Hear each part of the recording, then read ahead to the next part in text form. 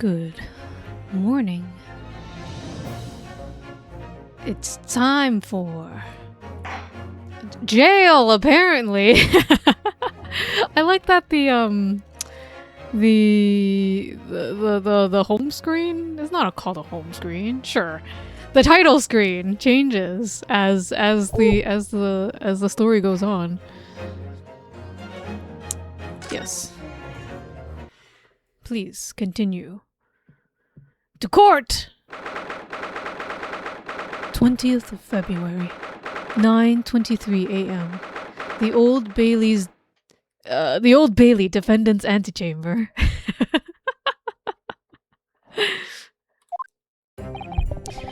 Well, I never expected this.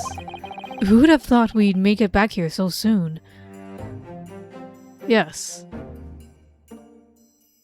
Oh man.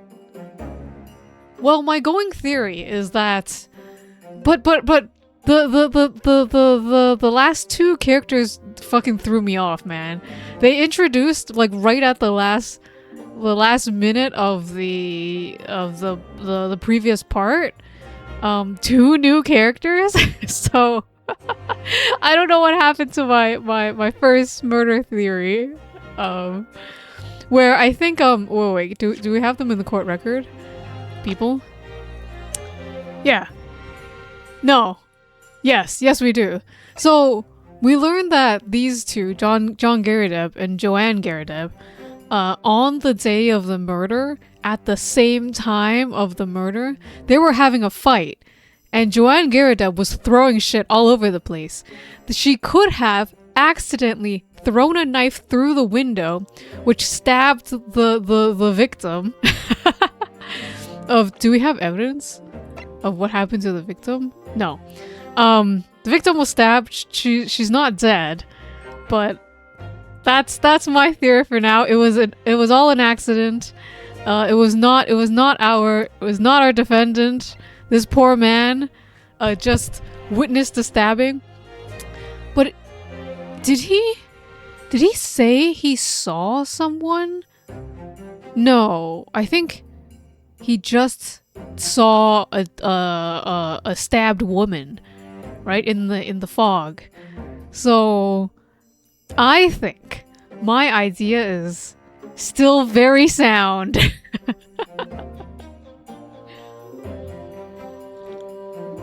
That might be like a thing that we head into, and then there'll be evidence to prove otherwise, and then this whole story will throw me off again. But we're back in court, and we're here to find the truth, hopefully better than last time, because last time I don't think we found out shit. We are on a study tour of Great Britain with the intention of learning the country's legal practices. In order to research the latest court procedures here, we need as much court experience as possible. Well, yes, I suppose that's true, but for the person in the dock, it may as well be his or her one and only time in court, and it could be life-changing. In which case, treating it as research may seem a little crass. Oh, well, when you put it like that, you're quite right. Good morning. Good morning, Keita. Court time! Let me see. I court your mom? Okay. Just in case you've muted me. Go ahead and do it, Keita. Court my mom. Do it.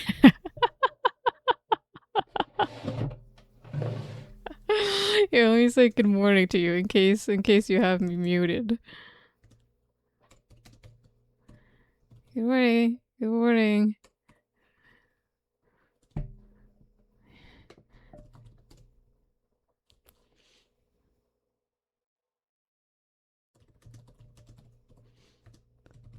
Can't wait for those Christmas presents. Stepdad.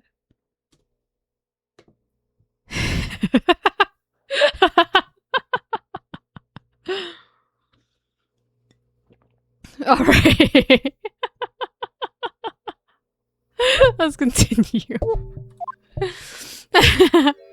Oh, you're enthusiastic today. And not as upset as you were yesterday. Very sad and upset. Good morning, Mr. Natsume. My present.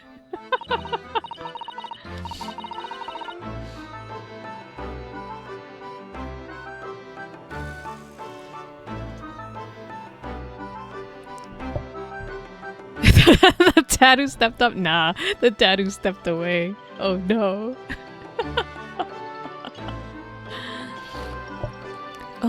Oh dear. Are you alright? Your eyes are terribly bloodshot. The early bird catches the worm. As they say here in Britain. Yes, I've heard that expression. But I really don't want to catch a worm. So I tried desperately not to wake up early, but I was so worried I couldn't catch a wink. And now I'm absolutely exhausted as a result. Do all literary people take things so literally? Thank you for putting your faith in us today, Mr. Natsume.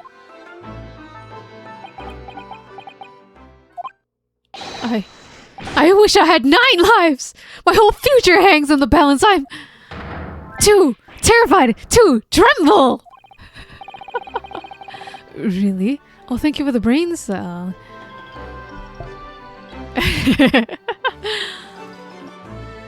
Because I can feel tremors in the floor. I can do this. Sorry, I can't do this! I can't take it! Although, a locum student, Mr. Naruhodo Esquire. Yes. I caught a glimpse of the public gallery as I walked by the courtroom.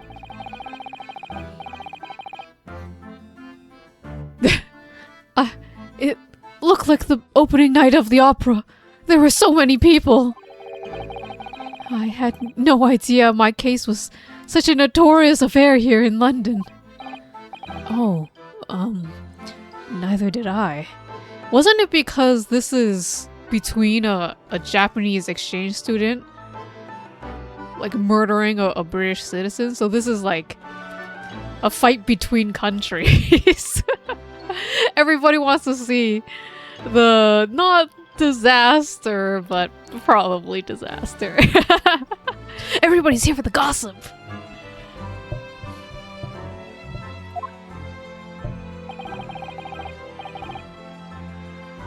Do you know why that might be, Miss Susato? I'm sorry, Mr. Naruhodo, but I have no idea. So, that all-knowing look on your face is just a coincidence, then? Don't hide the truth from me!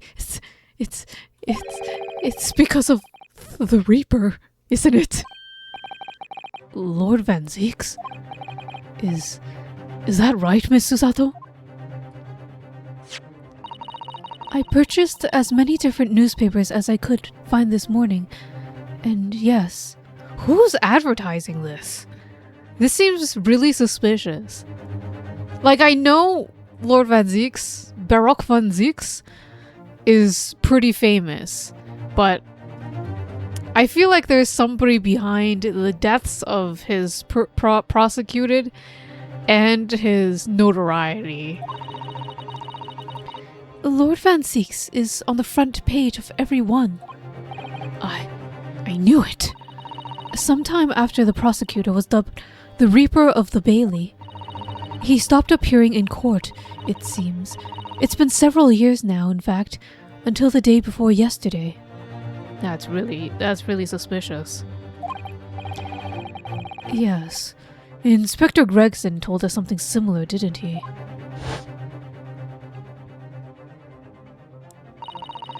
The trial 2 days ago marked Lord Van Zeek's return to the courtroom after a very long hiatus. The trial of Magnus McGilded. What a harrowing experience that was. I believe that appearance made even greater waves here in the capital than today's. But we wouldn't have realized, of course, having only just arrived in the country. Why is the Reaper back in the Bailey so soon? Hasn't it been years? Why is the Reaper back in the Bailey so soon for what appears to be a mundane murder? Mundane murder? How many murders are happening in Great Britain that murders can be mundane? Oh god.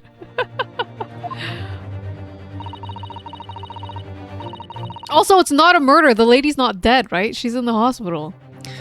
That's the question the papers are asking. And they are all speculating various answers. Unless they were talking about the previous court case. Mundane? Mundane! It is the most significant saga of the century to some of us. No, they are talking about his murder. Oh, his eyes are bloodshot. They're like little pink.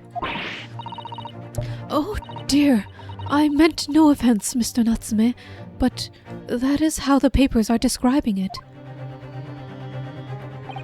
Well, lest we forget the fact that it could spark an international incident.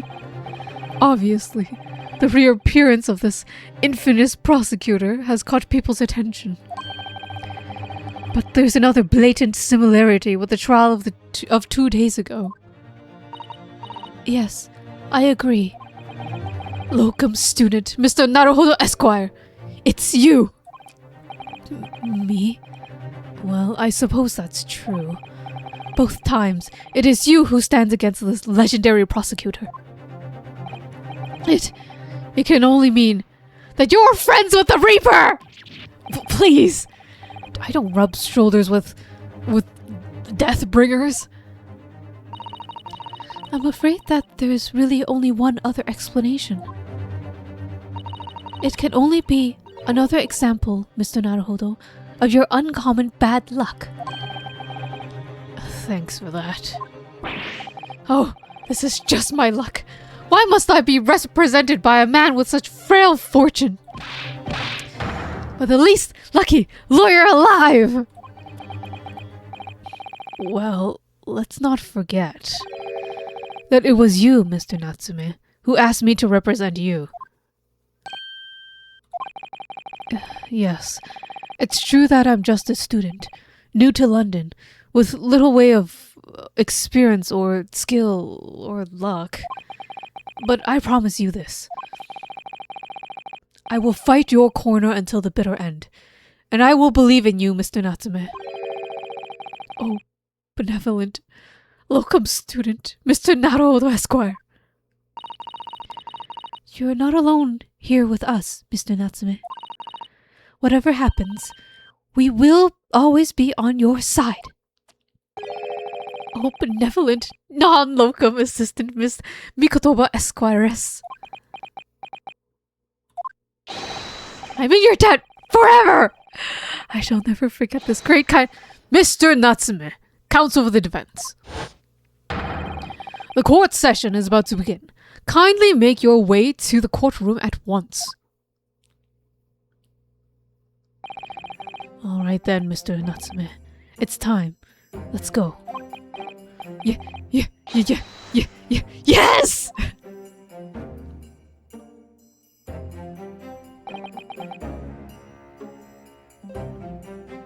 This is it. My second appearance in the British courtroom. And my second trial against the Reaper. I hope you're watching over me, Kazuma. Because this time, I won't let my faith waver. I'll believe in my client to the last.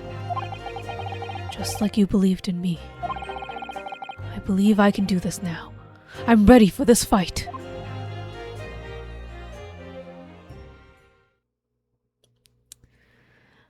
The ghost of our dead boyfriend always here with us. So comforting. 20th of February, 10 a.m.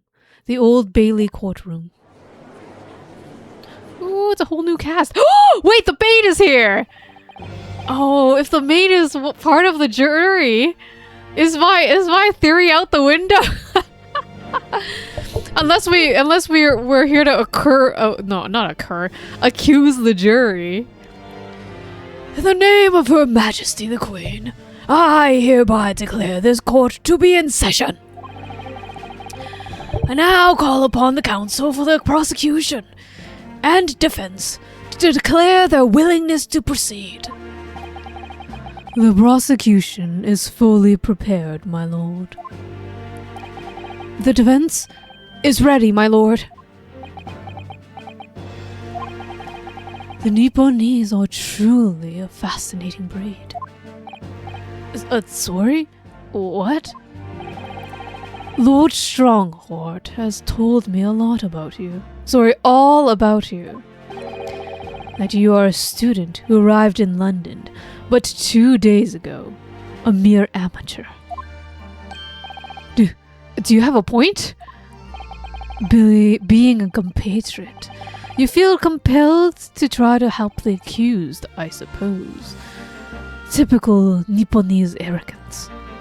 Shall I remind you who won the court case last time? An amateur won against you, Mr. Van Zieks.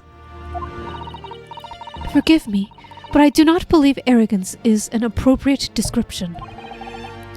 Susato-san.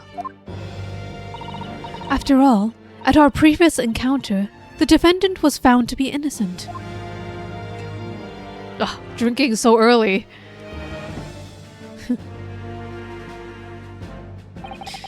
Very true. And a most fascinating, if dark, trial it was too. The tragic conclusion came later, of course. Here's to the acquitted, and his unfortunate, violent end. Ooh. Thank you, counsels. I see both sides are in a fine fettle. Now, ladies and gentlemen of the jury, are you ready to carry out your duties here in court as impartial members of the public? Wait, why are you back? Wait, you were found to be like a liar. Good morning, Ikaru. Look, we have reoccurring characters. The juror, we accused this juror of murder the last time. The last time he was here. He's confirmed a liar. I don't know if he'll be very impartial compared, like, considering what we've done to him. You never know when you might be down on your luck. But I believe in fair play for everyone. Well, I must warn you, I'm rather more ruthless than I appear. Oh, well, not me. What you see is what you get. I'm a peace-loving fellow. I'm afraid to say, it is quite possible that Mustache Foreigner did the deed. Come on, what are we waiting for? No doubt he did it anyway. Yeah, this is so impartial. I'm pretty sure if this was a modern jury, he would have been kicked off. Like, that's the most biased thing ever already.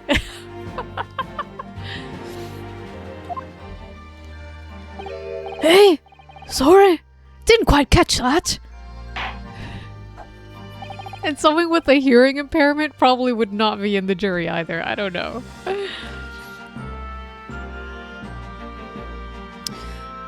Very well, let us proceed. Your opening statement, if you please, Lord Van Zieks. Very recently, Great Britain signed an alliance with the rising power in the Far East.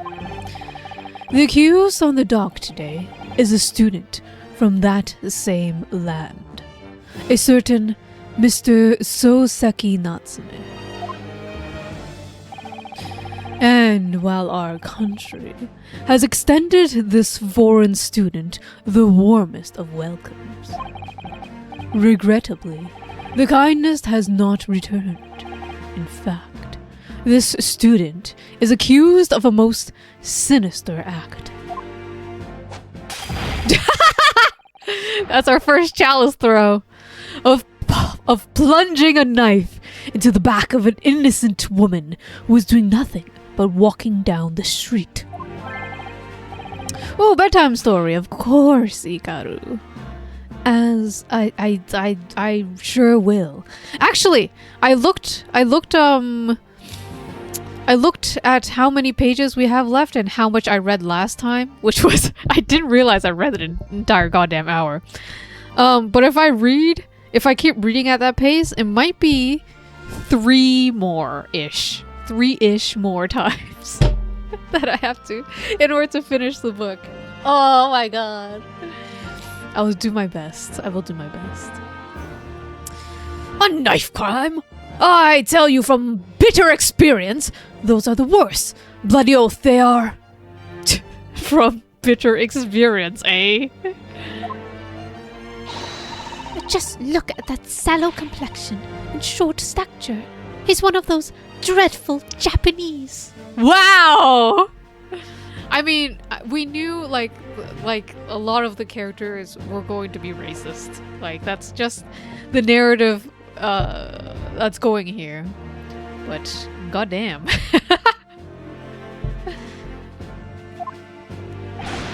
Come on, let's get this over with. With me now, everyone. 1, 2, 3.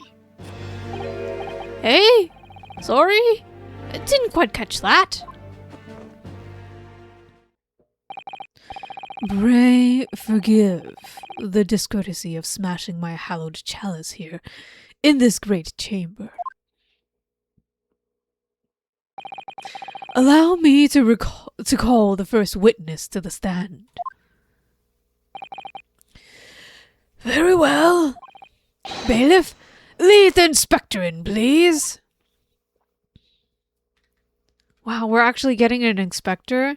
We're actually getting Gumshoe on the stand this time. That's what always happened in the previous Ace Attorneys. Gumshoe gets grilled and then he loses his paycheck. I hope Mr. was it Gregson does not lose pay. He needs it to buy more chips. Your name and occupation, please. Yes, sir. Tobias Gregson, Detective Inspector at Scotland Yard. I, for some reason, forgot how to pronounce detective. Would you please summarize the events of the case for the court, Inspector? Oh, we finally get to see the face of the victim. What an interesting face. How plump.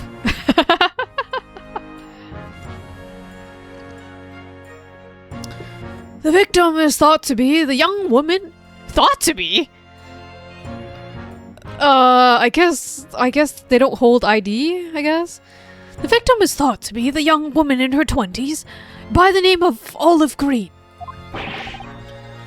I beg your pardon, Inspector? Thought to be? Yes, having been stabbed in the back by her attacker's knife, the victim fell unconscious. That was 3 days ago now, and she's been comatose ever since. What? So they don't even know who she is for sure? Comatose. I see. But her life is not in danger. Fortunately for the Eastern student, the charge will not be murder. Pray, elaborate on the details, Inspector. Sir, if I could just ask everyone to look at the street map. As I mentioned, the incident took place 3 days ago, at around 5 in the afternoon. It happened on the pavement, running alongside Briar Road, a wide thoroughfare for horse-drawn carriages. It had not been long. It had not long since stopped snowing as the victim, Miss Green, was walking down the street. Out of the blue, she was approached from behind by the accused and stabbed in the back.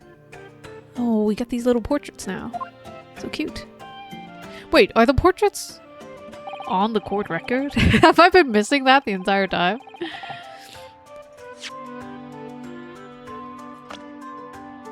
Oh, they are. Oh, they are on the court record. Oh, these are so cute. Look at them.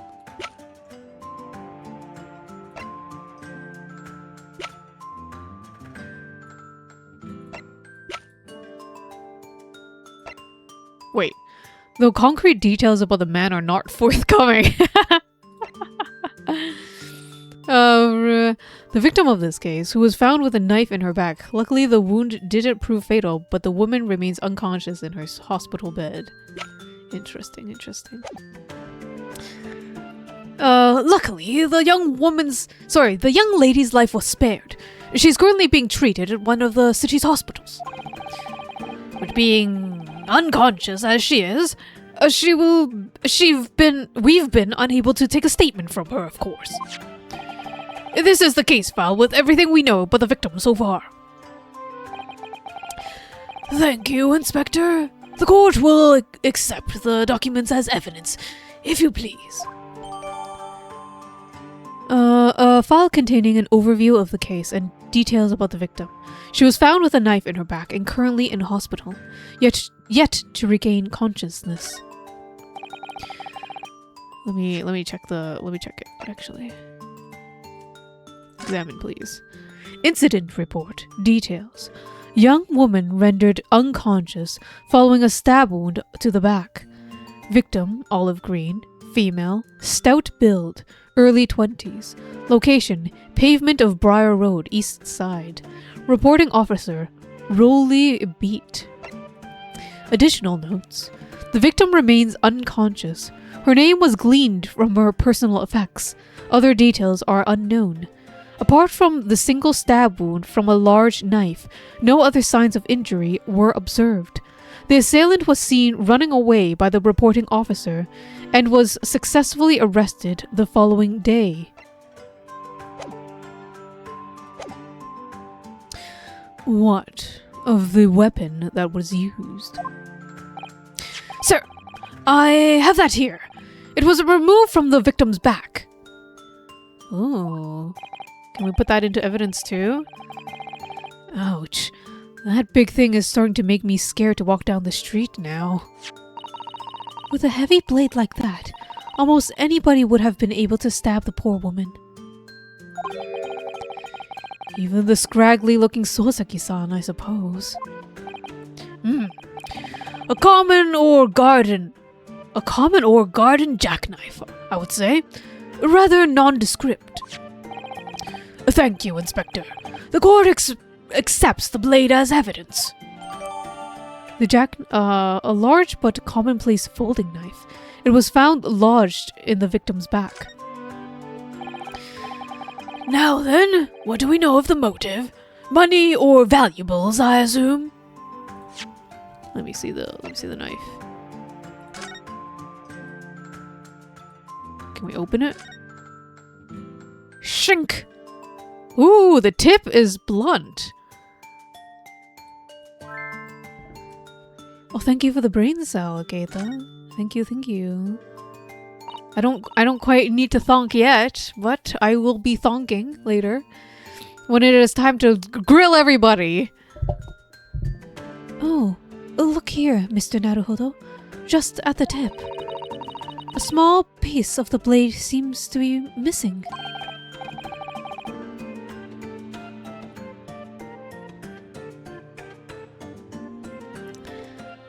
You're right. Well spotted, Miss Susato. I wonder what could have happened to it. Yes. You think it could still be lodged in the victim, do you? Oh dear. I hope not. That sounds terribly painful.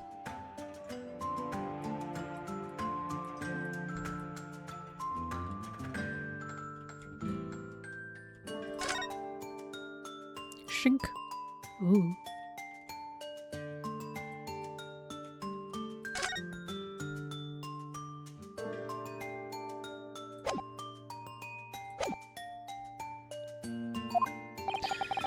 From what I can tell by looking at the woman's possessions, it seems she's a poor student herself.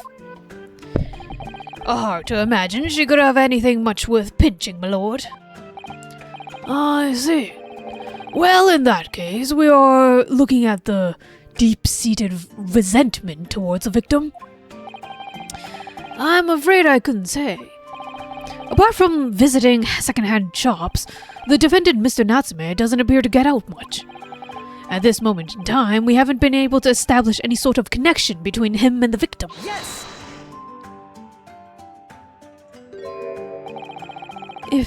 If theft and grievance have been ruled out as the motive, what reason could Mr. Natsume possibly have had for stabbing the young woman? Yet you arrested the man in spite of that, in a totally unjustified and heavy-handed way. Objection! Whoa, we've never seen him throw the whole thing. The whole bottle of, has it been confirmed it's wine? I don't think.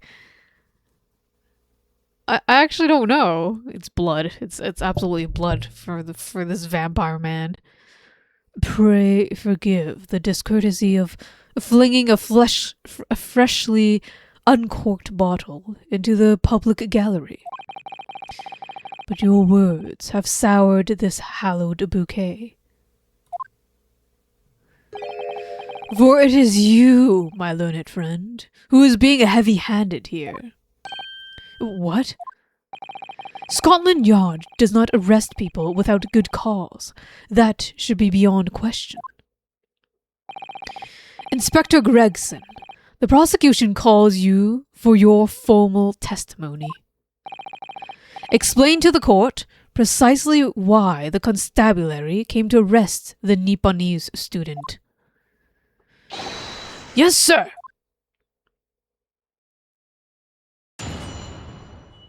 Witness testimony. Mr. Natsume's arrest. As I've said, it was 5 o'clock in the afternoon when the incident occurred, and there was an unusually light fog. Visibility was reasonably good, and there was no one else but the victim and the and the accused. But somebody said that you say that there was witnesses. Whatever. Out of the blue, the victim was stabbed from behind and subsequently collapsed on the pavement. The accused ran off. The accused ran off, scattering his belongings all over the floor. Those being a number of old books he just bought. He was on his way home from the bookshop, it seems. It was just a matter of working out who the books belonged to, and we found the bloke to arrest him. Old books, you say? Yes, my lord. I have the photograph here at the scene of the crime, taken immediately after the incident. That is some... Oh, I thought that was fog. No, that's snow. On the edges. I was like, oh my god, that's some thick-ass fog. I don't understand. Why did they say it was light? No, that's snow. Ah, yes. I can see the books to which you are referring. I will take that photographic print as evidence. Please, Inspector. A photograph of the scene taken by the policeman just after the incident occurred. A large knife can be seen thrust into the victim's back. Can I inspect it?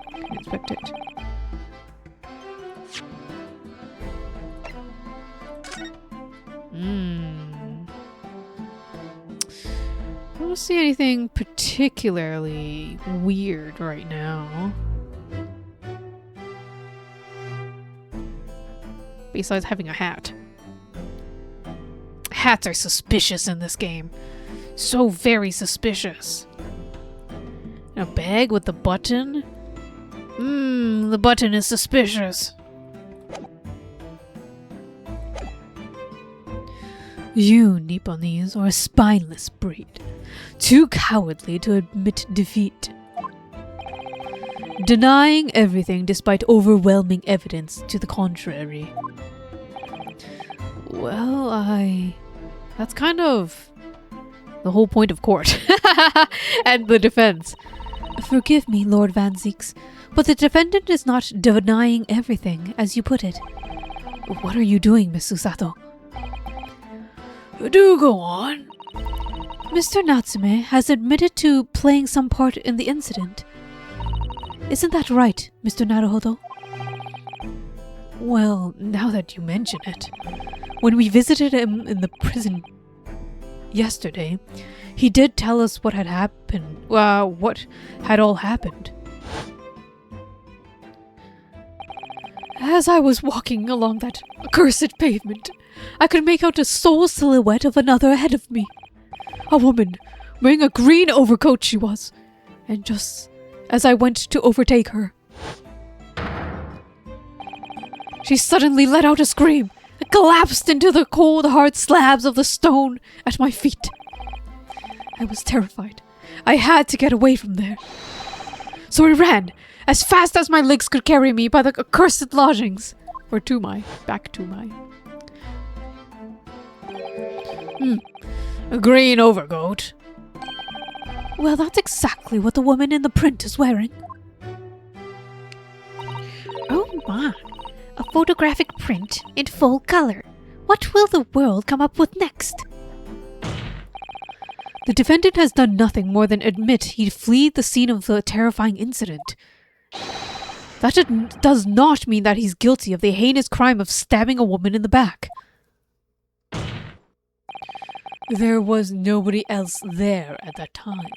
Just the two of them, the victim and the accused. In other words, there is nobody else who could have possibly stabbed the woman. In fact, that the accused concedes a fact.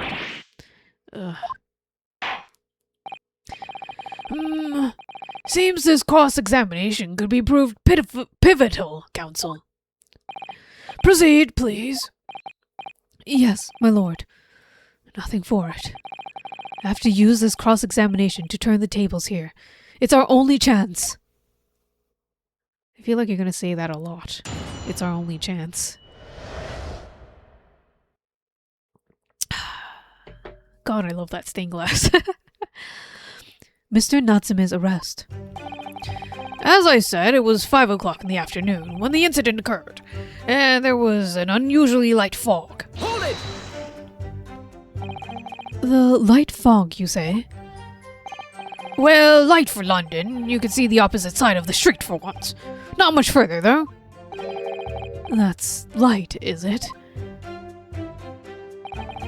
Around these parts, yes. Not something you'd expect a Japanese fellow like yourself to know, of course. I've read that London is famous for its fog. But in my country, people usually imagine that gives the city a rather beautiful appearance. How quaint. Yes, well, it's not something us Londoners tend to romanticize, as I expect you can appreciate. I see. At this time of year, the fog causes a large number of accidents, especially when it's heavy. Sometimes you can't even see your own hand at the end of your arm. Indeed. The other day, I was very nearly trampled by horses before I could see the carriage they were pulling. Susato-san and I should definitely remember to stop, look, and listen. However, on the day that concerns us, the fog was somewhat lighter than usual. A fact no doubt lamented by the accused.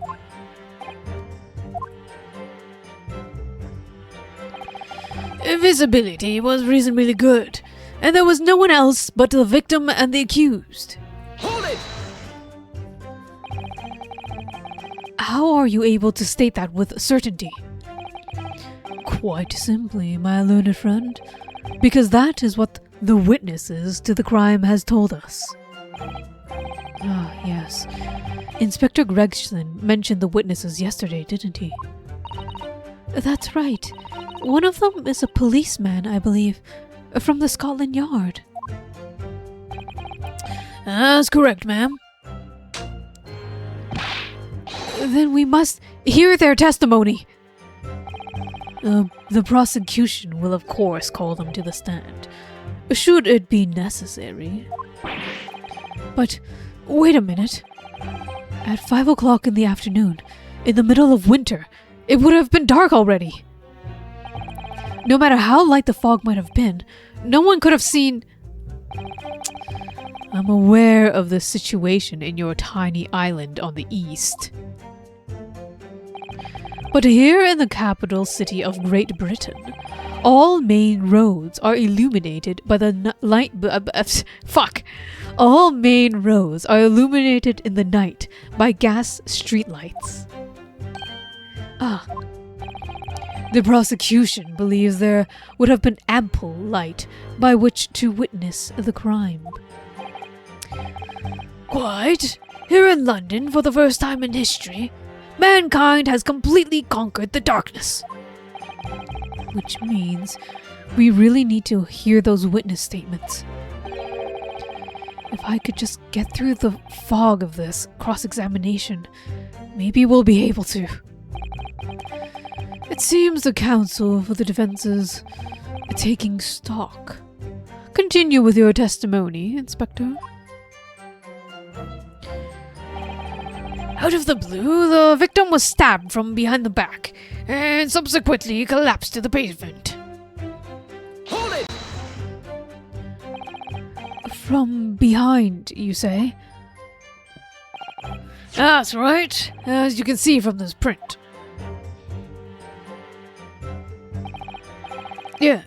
Yes, quite so, Inspector. The handle of the weapon is clearly protruding from the victim's back. And you say this poor woman, Miss Green, appears to be in critical condition, comatose no less.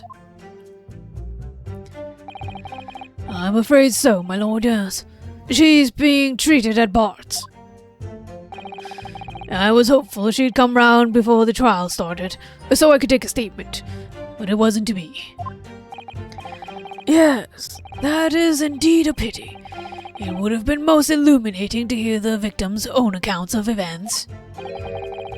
Luck is on your client's side, it seems. On the contrary, my client has been exceedingly unlucky. Your force of tone is seriously undermined by those disturbingly wide eyes, I'm afraid.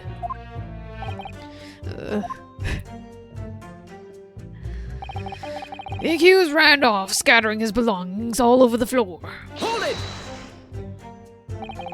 Mr. Natsume's belongings, I think you'll find it all there in the photographic print of the crime scene. Yes, the 3 books on the floor. That's right, my lord. Second-hand books they were. Irreparably damaged after falling in the snow, of course. What? The accused could easily have carried all 3 books in one hand, which means his other hand could be free to wield a knife, for example. He's very clever, isn't he? What do you mean? He's made it extremely hard for you to assert that Mr. Natsume has his hand full with books. He's managed to close the one avenue of escape we might have had before we even knew it was there. You mean to say that the defendant was holding his belongings as he thrust the knife into the woman's back? That must be what happened, my lord, yes. Those being a number of old books he just bought. He was on his way from the bookshop, it seems. Hold it!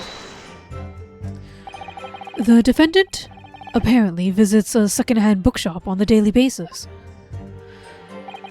Yes, so I understand.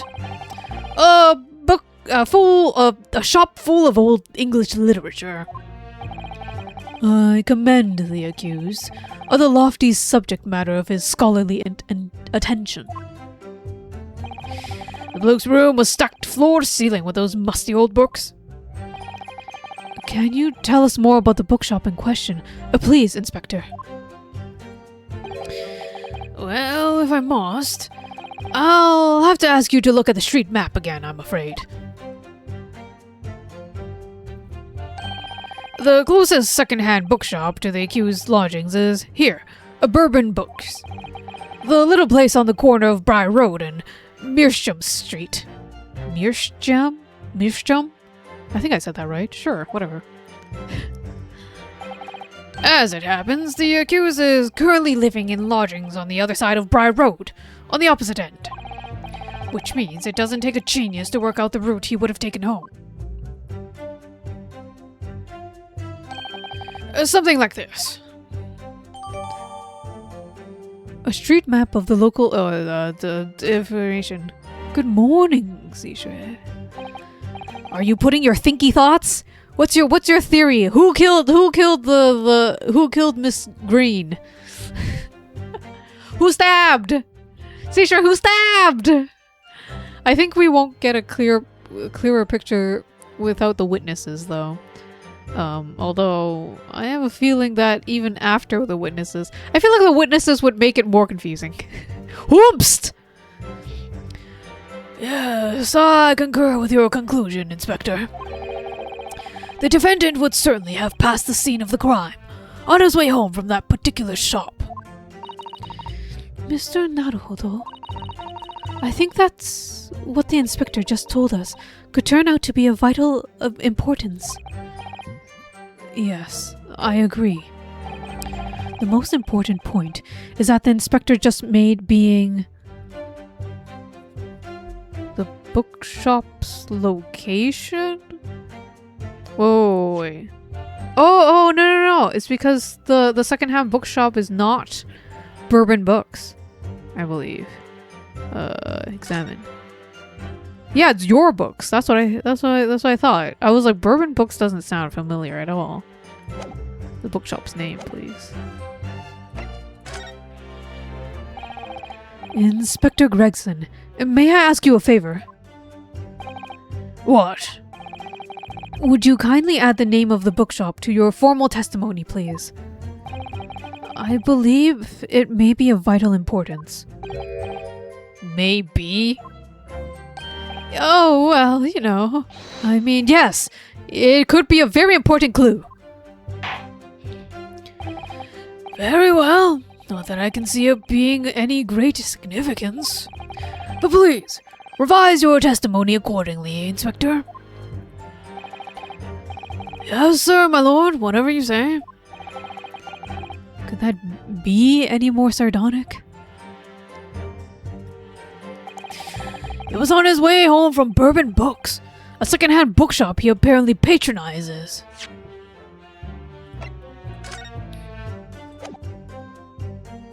Objection! If I could just stop you right there, Inspector Gregson. What is it, Sunshine? I'm a busy man, you know. This is a receipt we found in Mr. Natsume's room. It was issued on the day of the incident, and it details the purchase of 3 second-hand books. And you found it in the accused's room, did you? Yes, but the point is not where the receipt was found, but the name of the bookshop printed on it. Go on. The receipt is issued from a bookshop called Your Books. Your Books? Y-O-R-E, I assume. Yes, my lord. So Mr. Natsume did indeed purchase a number of books at the second-hand bookshop that day. However, the bookshop in question was not Bourbon Books. Hey, what? Inspector, do you know of this other bookshop? Yes, sir. Your Books is another second-hand bookshop, not far from Bourbon Books. It's just that... Well, it's such a small place, I didn't think the accused would have known about it. But in fact, that is the bookshop which the defendant visited on the day in question. And this receipt proves it. Objection! Yes.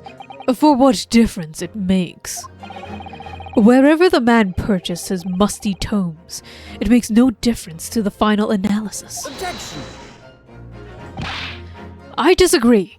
I mean, after all, I have the street map here, if that might be of help. Oh, yes, thank you. Have a look at this, please. If the defendant had been returning from Bourbon Books, then yes, he would have most certainly have passed the place where Miss Green was attacked. However, if we take into account that the fact he was actually at another bookshop, your books, it may very well turn out he wouldn't have passed that location at all. Could that be true? My. It rather depends on where this other bookshop is, but I do declare it may be a possibility. Is that right, Mr. Loiser? What you just said? Absolutely. It's absolutely could be right. And then the your books is like right beside. Inspector Gregson, where is your books establishment? Well, obviously we looked into that. It turns out that your books is just here, on the next corner of Meersham Street, going east.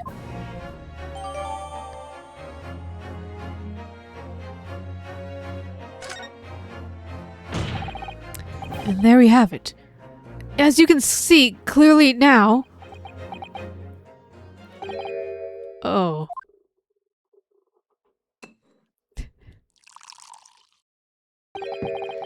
My learned Nipponese friend is obviously in training to be a clown. The way he regales us with such witticisms. To your future career at the circus. You put that glass down now, or I'll put it down for you. I didn't think I needed it spelled out, but here we go. If the accused was coming home from your books instead of Bourbon Books, there is no doubt he still would have passed the place where the victim was stabbed. Yes, thank you, Inspector. Allow me to reiterate for my learned, if somewhat slow, Nipponese friend. Wherever the man purchased his musty tomes, it makes no difference in the final analysis. What if he took Calabash Street? As I suspected, you can't fool me. I don't suggest you try. What did I say? I've had enough of this now. I beg your pardon. Terribly sorry. Would you mind repeating that? Mr. Naruhodo, we mustn't give up. What do you mean? If the prosecution assertion is correct, the number of the jury may very well decide that Mr. Natsume is guilty. She's absolutely right. We must think. We must consider and the assertion just put forward by the prosecution very, very carefully. They claim Soseki-san must have passed the location of the incident on his way home from your books, but...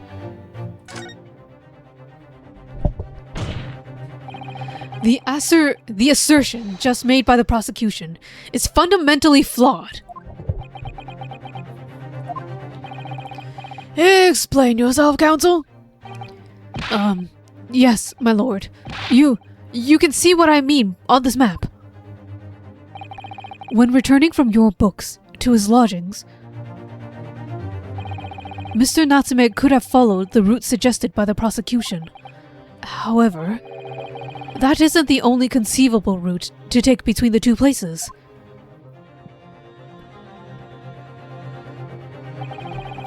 If the defendant used these streets, look what happens. he arrives back at his lodgings without passing the location where the victim was attacked. Objection! Talking back to a clown is a fool's errand, of course.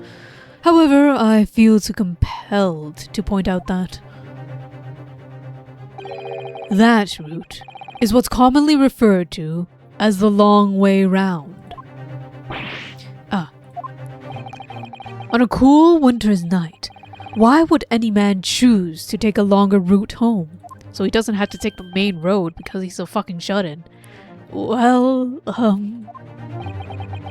the answer is extremely simple. He wouldn't. In other words, the accused took the obvious route back to his lodgings, and it is obvious and is the obvious perpetrator of this crime.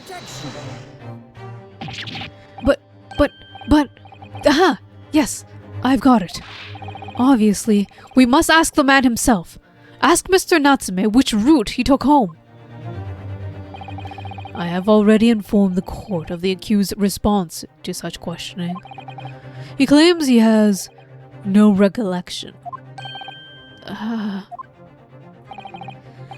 That's right, as I said. The bloke seems to spend his time outside wandering aimlessly from A to B. That day was no exception. He says he doesn't remember where he was or which route he took home. I don't believe this!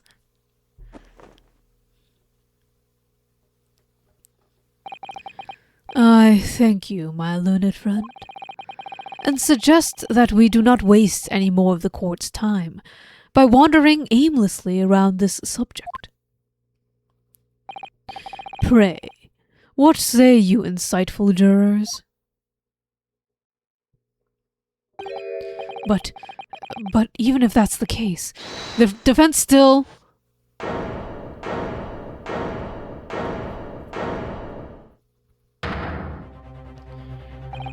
I agree with Lord Van Zieks. Wholeheartedly and in every way. What? I don't believe it. Does this mean...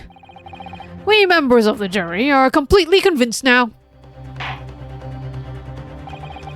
Very well, in that case, I hereby call upon all members of the jury to present your findings to the court. Guilty! Oh! Guilty. Guilty! They have voices! Guilty! Guilty! Guilty!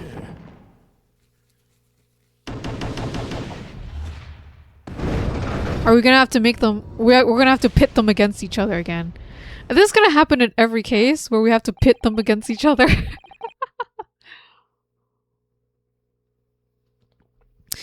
It would appear the jury's leaning is unanimous.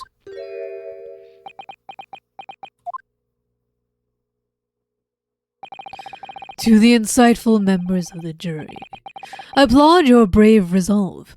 You serve Queen and country admirably. Mr. Naruhodo.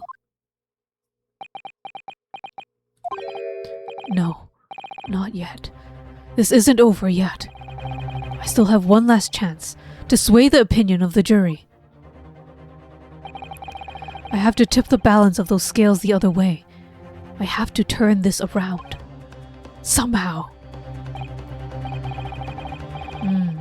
Those are the eyes of a quarry, not yet willing to give up and die.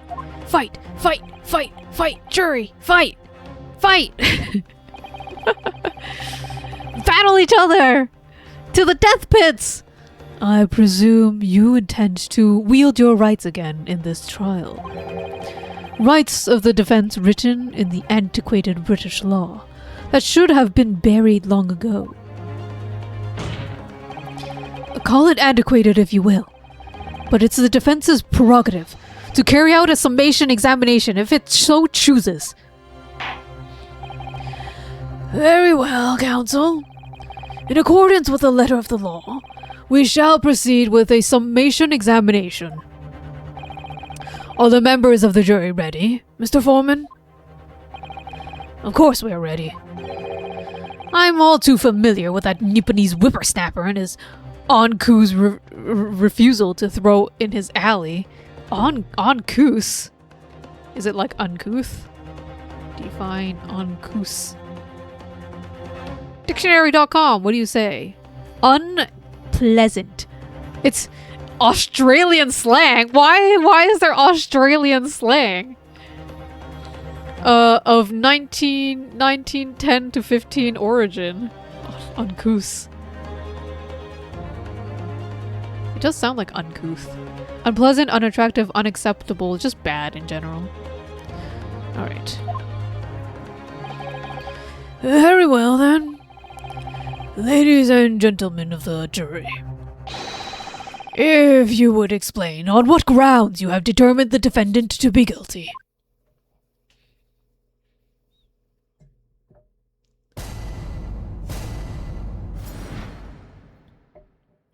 The juror's contentions. For pity's sake, that little Nipponese oddity already admitted it himself, didn't he? If he said that the woman in green collapsed before his eyes, why, it could have only been the victim. The man wouldn't have gone around the houses on his way back from the bookshop, not in winter. So, the poor woman was attacked from behind, was she? How dreadful. I really don't care. Can't we just wrap this up? I've got work to be doing. Your books, yes. Nice shop, that. But bourbon books? No, not worth a visit. The fuck?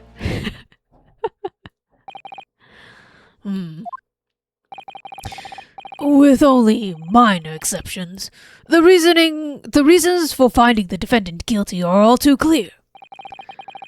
When the stabbing occurred, only 2 people at the scene were the victim and the accused. The accused himself has admitted to seeing the victim in her green overcoat sink to the ground before his eyes. Furthermore, we have heard from the inspector that the defendant had fled the scene. I must say, I would have ample grounds to convict this man already. Oh dear, even the judge appears convinced of Mr. Natsume's guilt now. Why did he have to run away like that? And how are we supposed to believe in some phantom attacker that nobody could see? This is impossible. How can I make a case for the defense? Mr. Naruhodo, this is no time for grumbling. If we want to force the trial to continue... Yes, I know.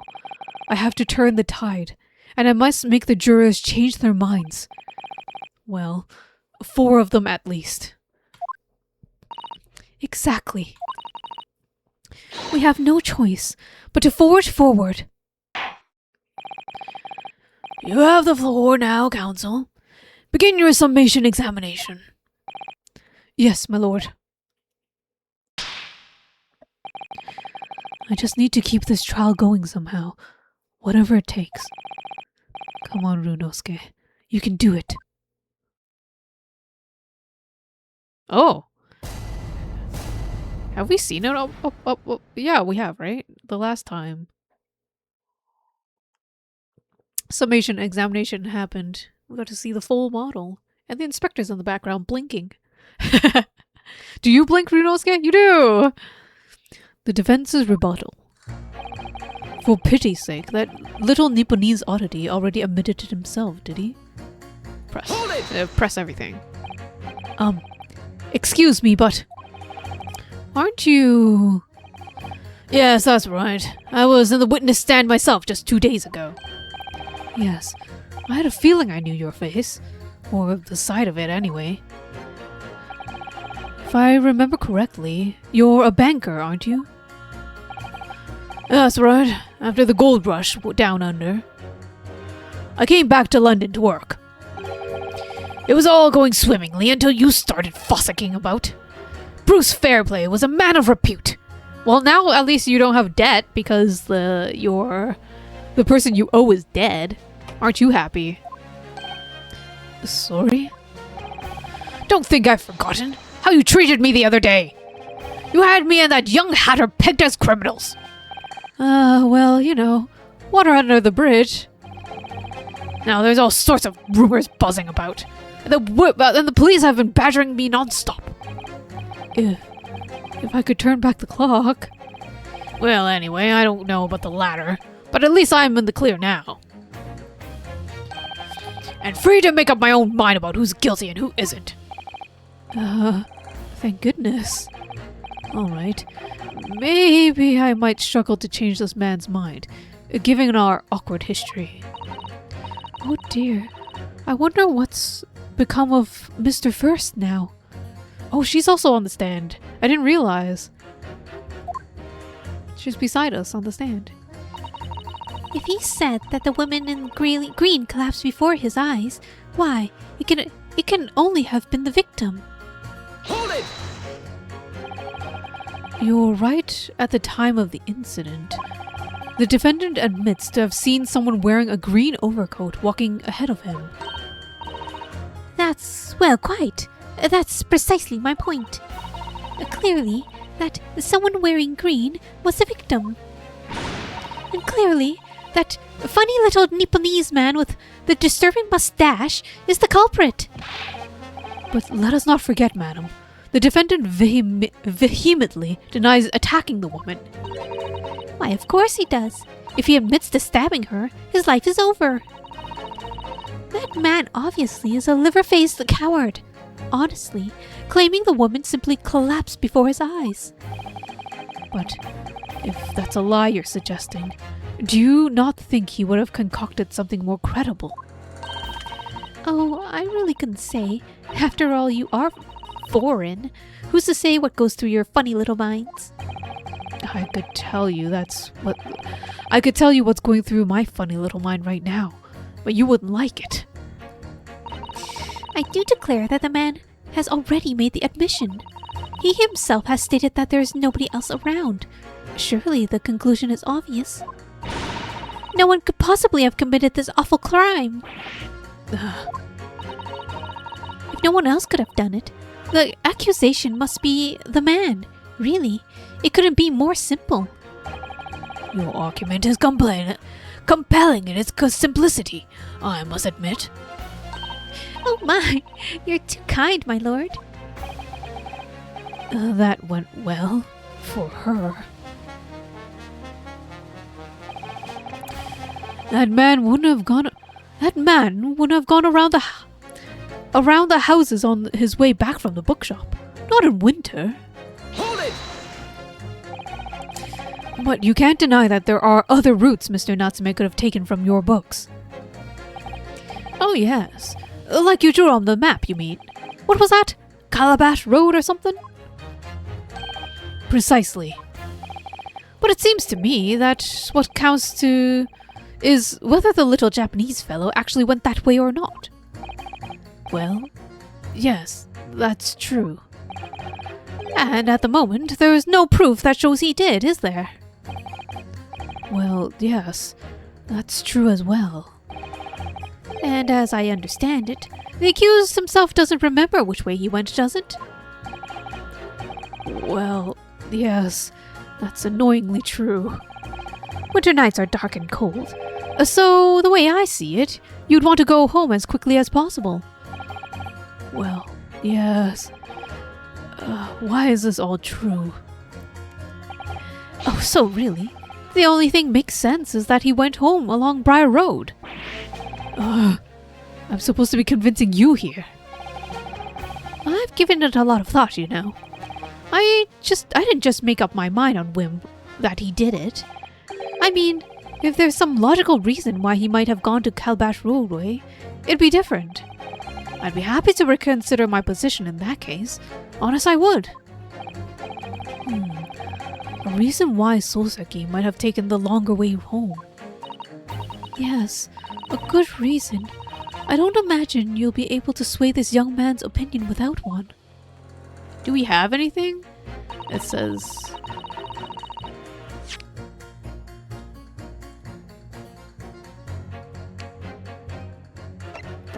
that screams, I don't want to go to another route.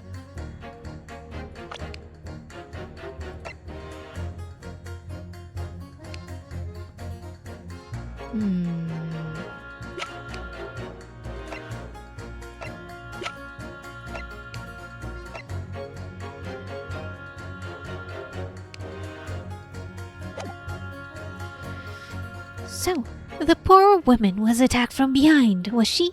How dreadful. Oops. I want to go back and press her too. Hold it! Whatever's the matter, young man? You're the wife of Mr. Geradev, aren't you? The landlord who... Brain cell? Thank you. Thank you for the brain cell. I need it because I have no idea what to present. I have no idea who to pitch against each other. The first time they did it was basically the tutorial for this, and it was super easy to see. But I don't know about it this time. Not as clear this time. You're the wife of Mr. Geradev, aren't you? The landlord who rents Mr. Natsume's room. The master's wife? Where do you get your manners, sir?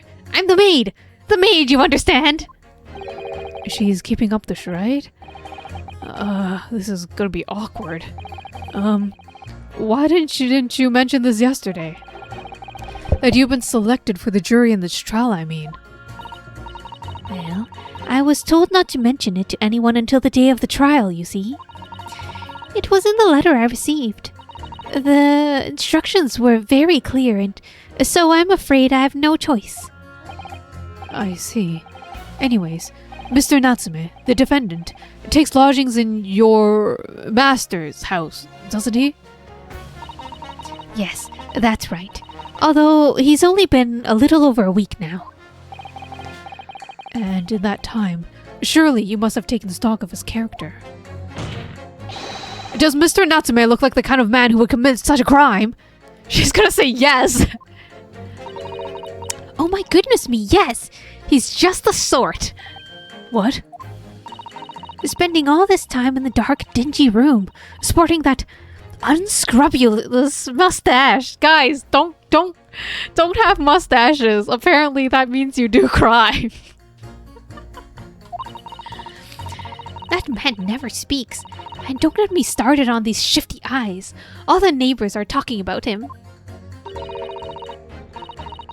I've heard them, you know. People think he must be building a bomb in there or something. Oh dear. Poor Mr. Natsume. How could people say such things about him? He's just a harmless bookworm. Nothing more. Well, you just called him a worm, so... Anyways, I'd better be careful about inviting this maid to speak. She's said enough damning things already. I really don't care. Can we just wrap this up? I've got work to be doing. Hold it! A man's life is on the line here, sir. This will take as long as it takes. Don't be clever with me now, son. My life's on the line too, and so's my family's. The likes of you wouldn't understand, but a laborer like me can't afford to take time off. If I don't work, I don't eat. And neither do the wife and kids. Yeah, this is the most biased jury ever. It was the most biased jury ever from the moment that we saw, like, the banker who we accused of being a murderer the last time was on the jury stand. Shave his beard! Are they? Yeah! They allow people with connections on the jury? This would never fly in real life. At least not, like... I don't know, maybe because the jury system is... This is my in-universe excuse, right? Like, the jury system is not that old yet in Great Britain. Actually, let me look it up. And I'm gonna say, like, they didn't establish all the rules yet. That's what I'm saying. When did the jury system start? Oh my god, wait, it's been a while. Never mind. Jury trial. Blah blah blah blah blah. Jury is a common Greece? No. English. Well, England. We're in England. In the fucking 12th century! Henry II took a major step in developing the jury system so at least since the 12th century. Fuck. Blah blah blah. So, even if we don't include that, like, yeah, the 1600s even had a jury, so never mind. They had time for rules. Yeah, this is the most biased jury ever.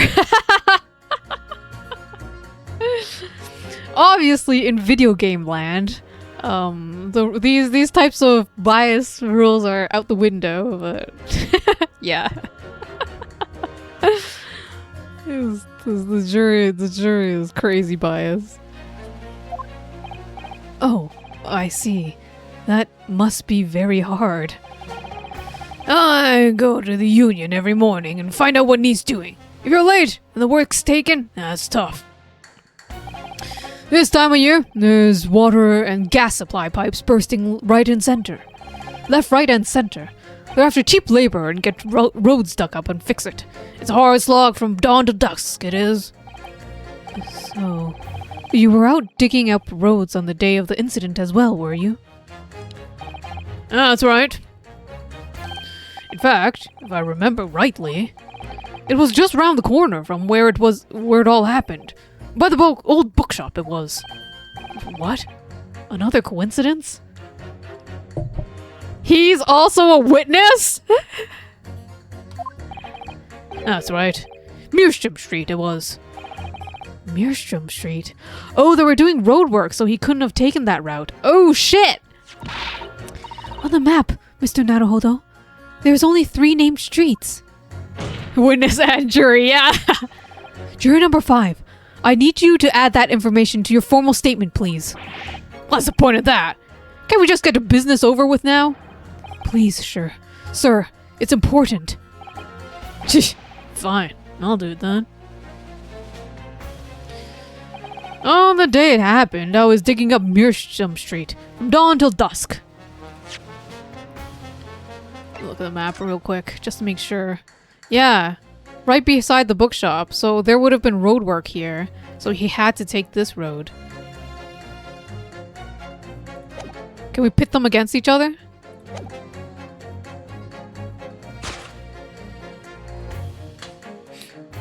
The man wouldn't have gone around the houses, not in winter.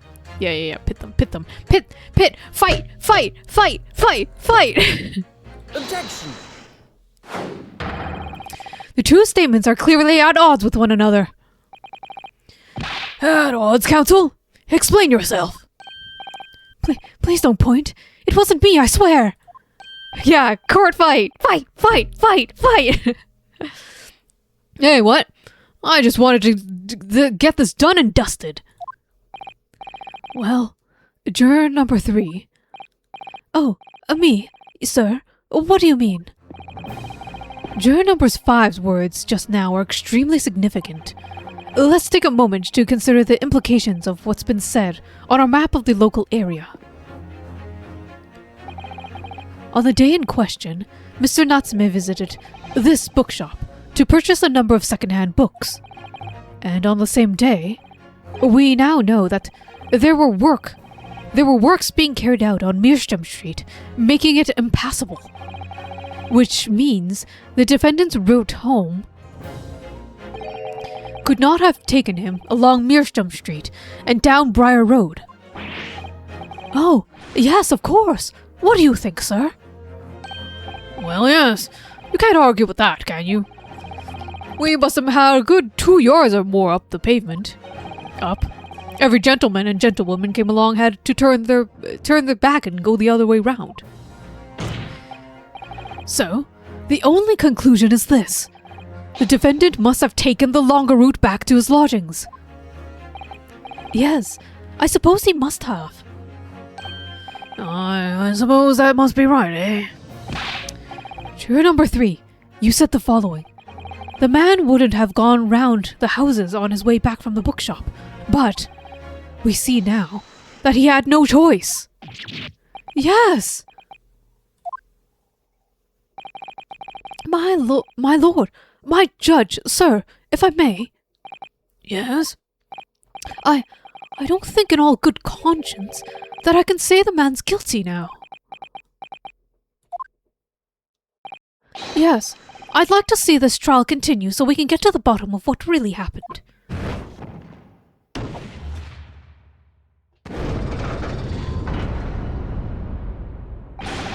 What about you, sir? Hey, who, me? Well, alright then. If there's a hole in the prosecution's argument, it should be filled in. That's what I say.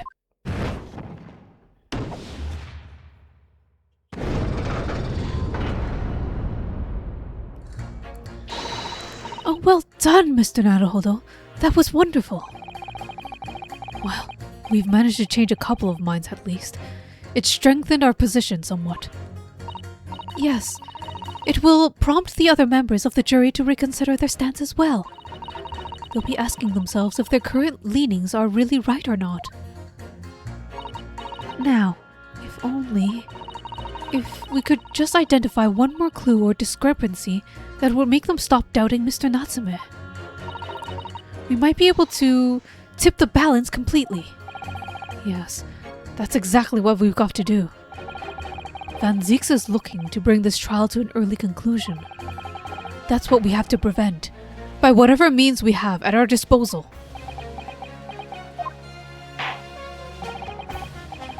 Thank you, counsel. On with the summation examination, please. Yes, my lord. I have to say not guilty at this point, so I can see where this trial goes from here. Whether it's digging up roads or digging up the truth, you've got to see it to the end, haven't you? Your books, yes. Nice shop, that. But bourbon books, no, not worth a visit. Hold it! What do you? I want to know more about the bookshop. Sorry?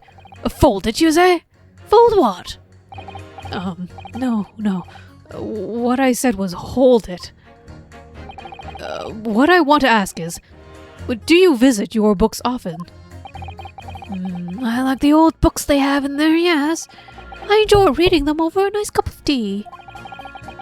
That's my daily routine, you see. The same thing every day, including the day you're talking about. And what time did you visit your books? On the day in question?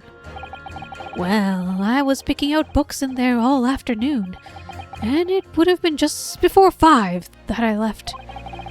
That's my daily routine, you see. Same thing every day, including the day you're talking about. Just before 5, you say? Exactly when the victim was attacked. Another witness on the jury stand? We basically have half the jury as witnesses. Because we have the maid who is, they're the landlady. Well, married to the landlord. Pretending to be the maid. And then now we have 2 people who were there at the time of the murder. Oh my god. This jury's a fucking mess. Just before 5, you say? Exactly when the victim was attacked. Are you sure about the time? Oh, yes. No mistake there. I remember it well. I'm not about to forget the day in a hurry. Not after that dreadful time I had. What do you mean? Well, I was walking down Calabash Road when I slipped on the ice and dunked my head. It was always worse after the snow stopped falling. That's when it's most slippery. He's who he... Oh my god, are you fucking kidding me? He has the green overcoat and he fell down. Is that what Natsume saw? Are you He even has the same hat. Look at this. Wait. Look at this. They're wearing the same goddamn outfit. Oh my god. It's always worse when the snow stopped falling. That's when it's most slippery. Knocked myself clean out when I did. Knocked myself clean out, I did. I really thought my number was up. Wait a minute. Let me get this straight. This happened on Calabash Road? That's right. I live in Cornpipe, you see. Heading down Calabash Road is the quickest way for me to get back to your books. So get back from your books. Juror number 6, I must insist that you add that information to your formal statement, and it may very well be extremely significant. Sorry? Extremely sick? No, I'm quite alright.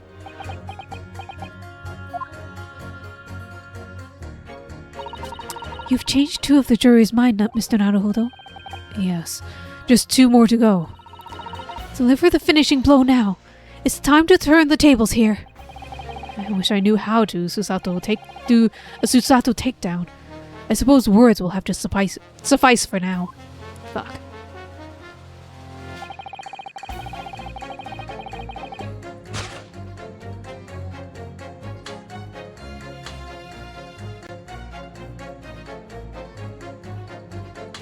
Oh, I have to actually get to the statement. My bad. If he said that woman in green collapsed before his eyes, why, it could only have been the victim.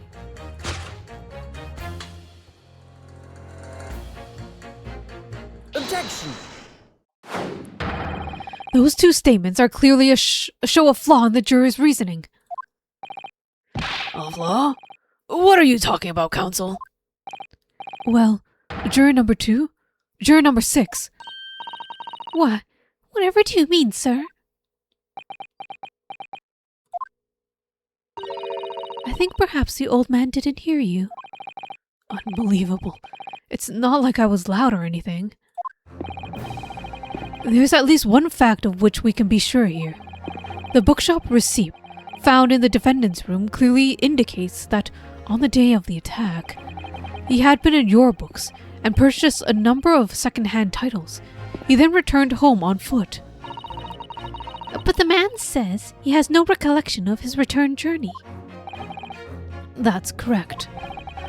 But what he does remember is seeing someone appear in front of him on the way. Someone in a green overcoat who suddenly collapsed on the pavement before his eyes. Yes, we're well aware of this. The poor young woman who was stabbed, obviously. Objection! Can we really be sure of that, madam? My, whatever do you mean? I'm sure you heard juror number 6 account of what happened to him that day.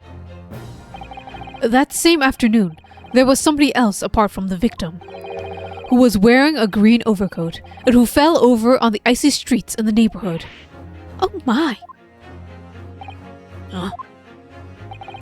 My goodness, you mean? That's right. I'm referring to, of course,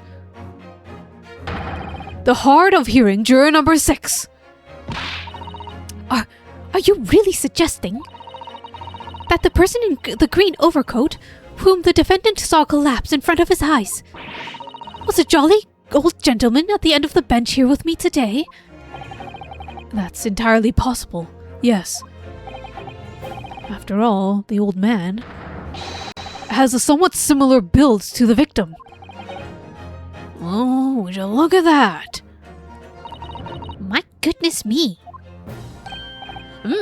Sorry, you need to pee. And crucially, we know precisely where the old man in green overcoat fell. On Calabash Road.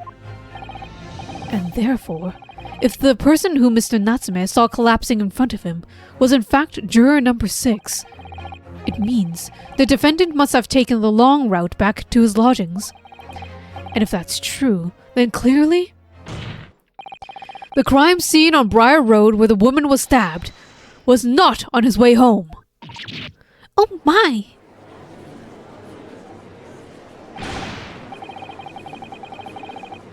You old man, if you haven't been so daft as to be roaming around there, we'd have been off this box hours ago. But really, what were you thinking, wearing such a befuddling coat? What did you say to me? Is this a crime for the elderly to walk the streets these days? Is it a crime to slip over on the ice? Is it a crime to keep up with the latest styles and wear a beautiful green overcoat, is it?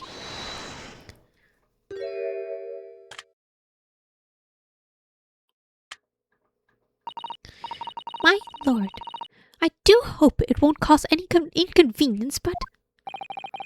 You'd like to change your laning, I presume? I do declare that I would. I should like to call for a verdict of not guilty. Thank you. I would too. What? Is it a crime to change your mind, is it? Well...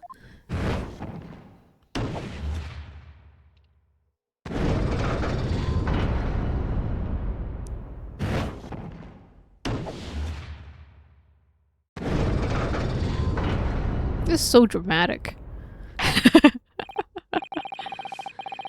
Well, that summation examination was concluded with a rather large shift in opinion. The eyes, 2. The nose, 4. So the nose have it. Not guilty, they say. Which means we no longer have a consensus among the members of the jury. The trial will continue. Objection!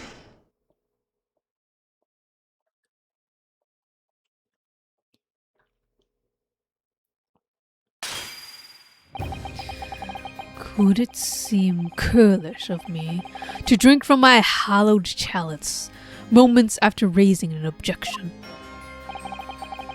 Goddamn organs. His theme song. Why is he a vampire? Oh, I mean, he's a reaper, but... Only to crush it in disgust. Pray, forgive the discourtesy. Lord Van Zeeks? It seems I must retract my earlier remark.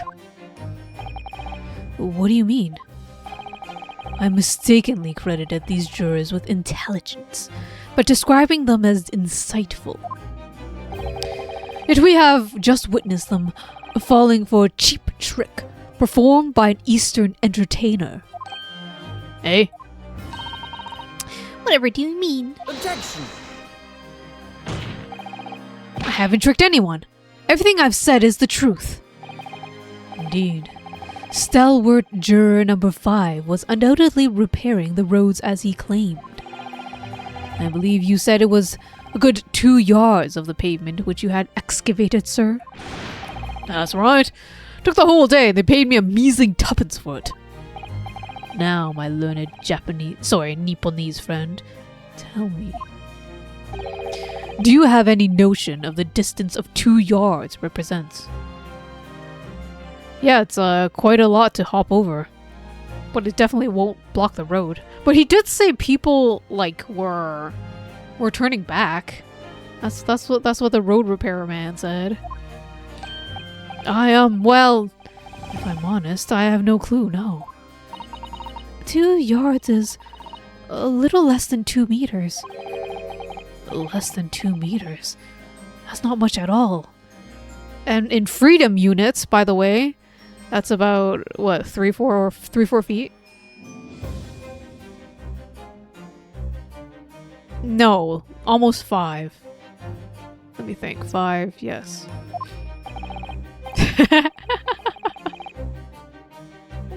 Wait. Yards is... Yeah, you guys do... US people do yards.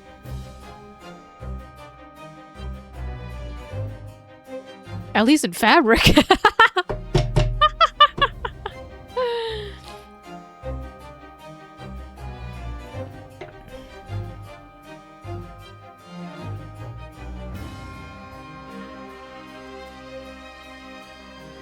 I'm thinking how much in feet it is. It's 5'6". It's actually quite long, isn't it? Because 5 feet is 150 cm. Holy crap! Now I have to know.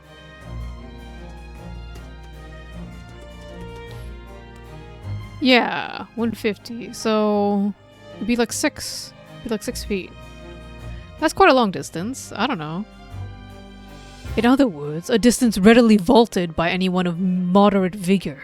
No, people can't jump like 6 feet. People cannot jump 2 yards. Don't be ridiculous. Don't be fucking ridiculous. No, people cannot just jump 2 meters. Van Zeeks.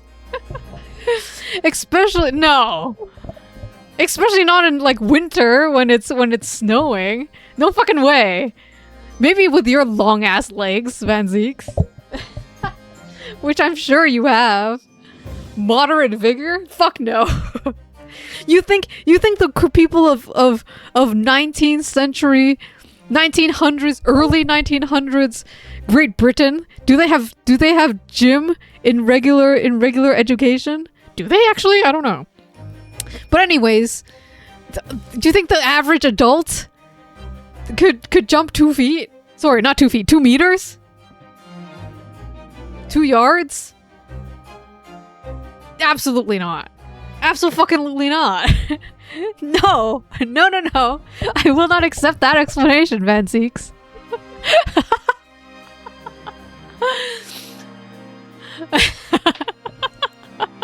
I refuse.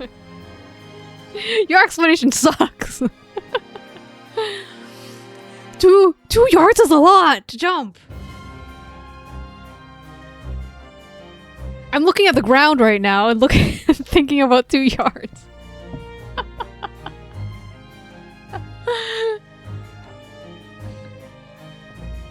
Well, okay. I'm assuming 2 yards. They're like I'm assuming it's the whole width of the road, and then 2 yards, going down the road. That's what I'm imagining. Not like a 2-yard hole, which you can easily go around. I don't know about that. Oh, you cannot. Do not vault. Do not vault 2 yards, my friends. Don't risk it. If they're doing road work, don't jump 2 yards. Would you not agree, my stalwart friend? No! Actually. Eh? Me? Well, I can't say you're wrong, no. What? And did you perchance erect a sign to prevent pedestrians from passing the site of your works? Eh? I wouldn't dream of it. What a waste of time. No coaches would have had hope of passing anyway. And we just turn any gentlefolk back when they come. Kids just jump right over us all the time. The accused is no gentleman, as far as I can see. I have little doubt, however, that he could spring over a 2-yard trench in his meanderings around town. Ah. Is that true? Is it? The incontrovertible truth is that the books just purchased by the accused were found at the scene. There can be no doubt that on his way back to his lodgings, Mr. Natsume walked down Briar Road. Crushed in a single sentence. And, old man... Old man? You can talk. You say that around 5 o'clock on the day in question, you slipped and fell on Calabash Road. Pray, was there a suspicious-looking Nipponese man behind you at that time? Oh, I can't say I remember. You don't remember? Who? No, I that's not suspicious. Like, if on 5 o'clock, foggy. Yeah, you're not looking behind you. And he said he was knocked out when he fell down. How about a wager, my learned friend? You say it was this old man that the accused saw. But I would lay 1,000 to 1 against you being able to prove it.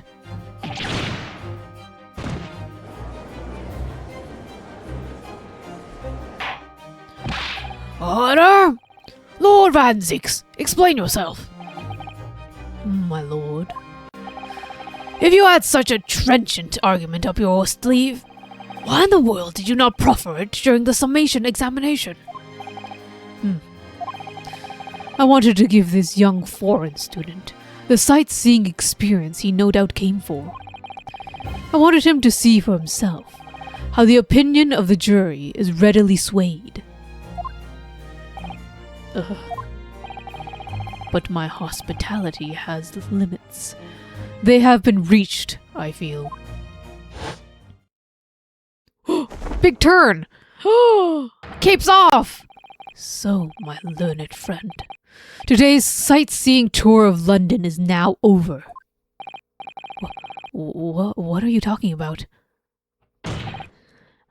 My lord. The prosecution requests permission to call its next witness to the stand. Granted. Bailiff, bring forth the witnesses. Its next witnesses? Mr. Naruhodo, do not remember. We've been told on several occasions that there were eyewitnesses to the incident. Yes, I remember now. One of them being a Scotland Yard policeman, no less. I'm afraid that's likely to be the prosecution's next witness. Alright. No matter who no matter who Van Zieks brings to the stand as witness, and no matter what they say, I believe in Soseki-san. I know he's innocent. But I'll keep believing to the very end, until this battle is over.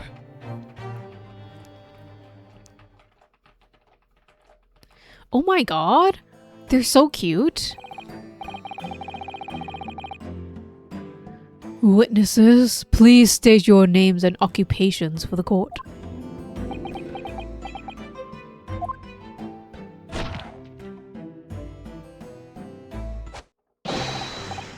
Constable Rollybeat, sir. Nothing to report on the street, sir.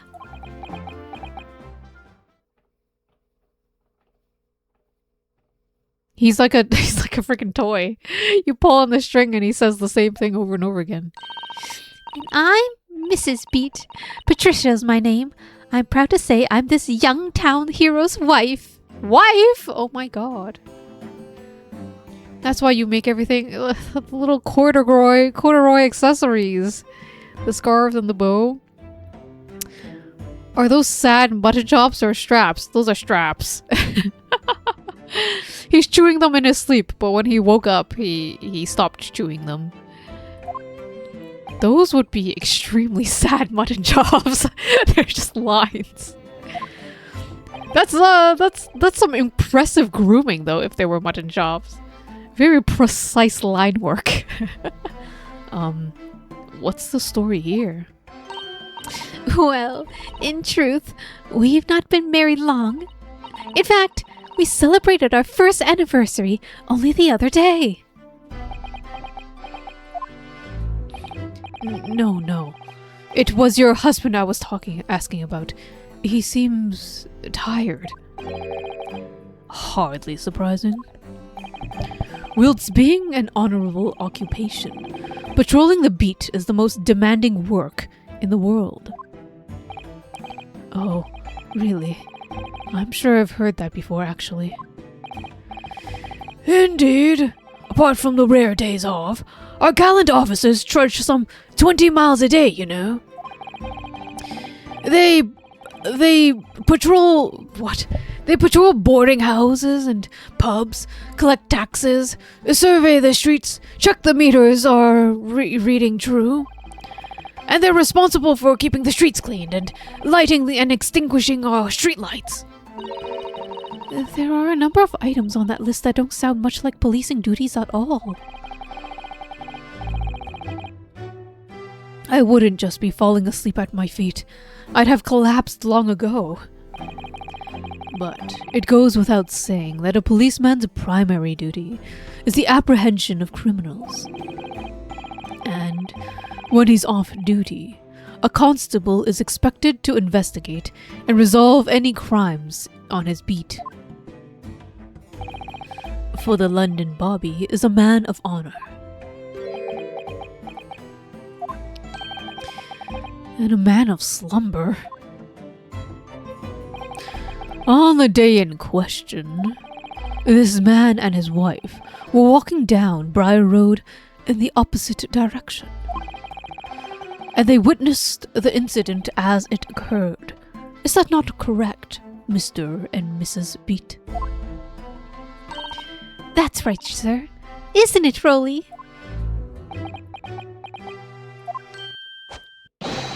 Constable Beat, sir. Nothing to report on the street, sir. What a great witness he's going to be. Very good. I'd like to hear your formal testimonies now, please. You will tell the court exactly what you saw on the afternoon of the incident. Yes, sir.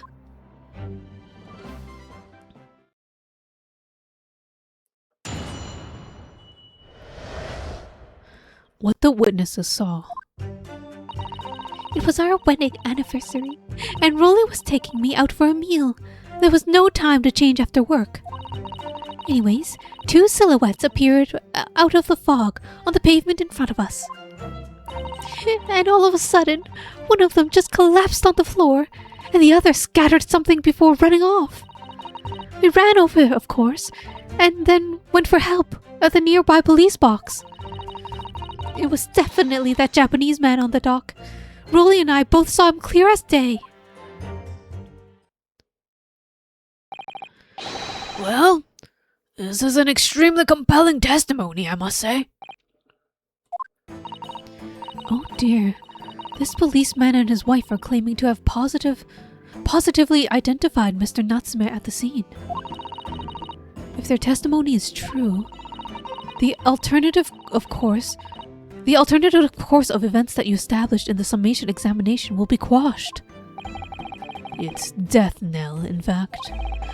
Because that alternative was never viable in the first place. What an unfortunate bechancing. And on your wedding anniversary, too. Oh, I know. But I still managed to go out for the evening with my man. I thank the Lord for that. Gosh, the life of a London Bobby sounds hard indeed. Indeed.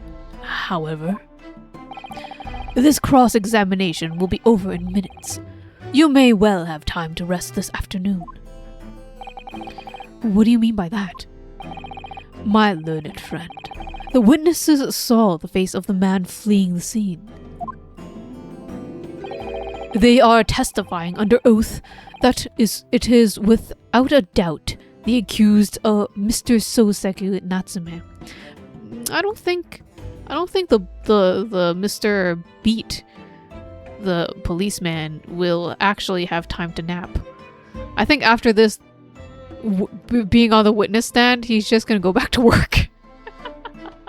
He has so many duties, and he's probably not gonna sleep today at all because after, I don't think this is time off. I think being on the stand is part of his job, and then he's gonna leave the court after this witness thing and have to go back and still do all of his duties. So I don't know about that nap, Van Zeeks. I don't know.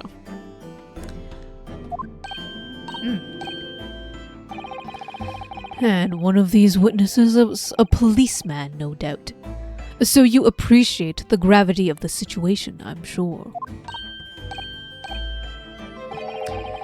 Except the man is so tired, his wife has to do all the talking. Enough preamble. Counsel for the defense, commence the cross-examination, please. Yes, my lord.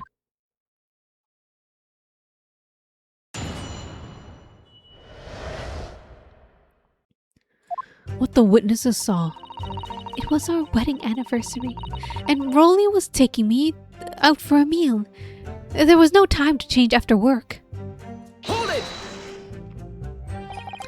No time to change after work, you say? Are you also a member of the police, Mrs. Beat? Oh no, sadly not. It's a job for strapping young men only. Women, children, and elderly can't even apply.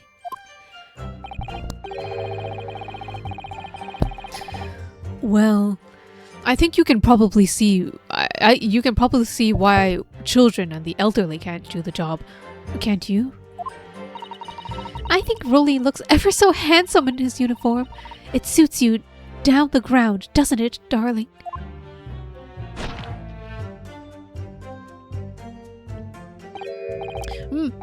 What? I just finished my beat. Pat and I were heading back to the station. I was planning to get changed there. Is he talking in his sleep?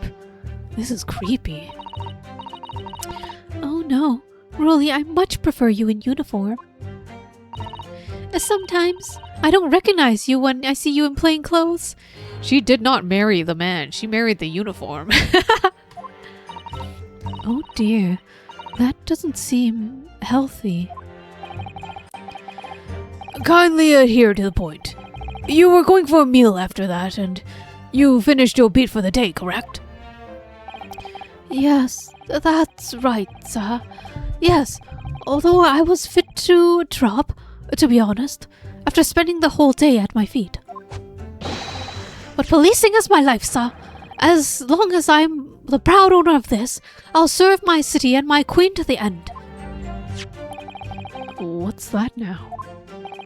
My warrant card, sir. Proof that I'm a London copper. And has a noble founding principles of force written on it as a reminder to us policemen of our sworn duty. But to patrol the streets of London town and uphold the peace of a common man. Sir, and for such a noble cause, I will cover 20 miles every day without fail and without grumble. Because I know that the plodding of my boots is all the Londoners need to hear to feel safe and secure. So, fighting crime doesn't appear to come into it then. But sir, just on that one particular day, I was looking forward to celebrating my wedding anniversary. Mrs. Beat put up with a lot of being married to a bobby like me. I wanted to show my dear wife how much I care. Wow, they're so in love. I think she's more looking at the hat though. Just kidding.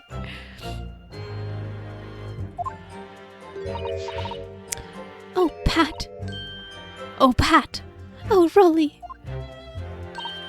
Oh, what a charming couple.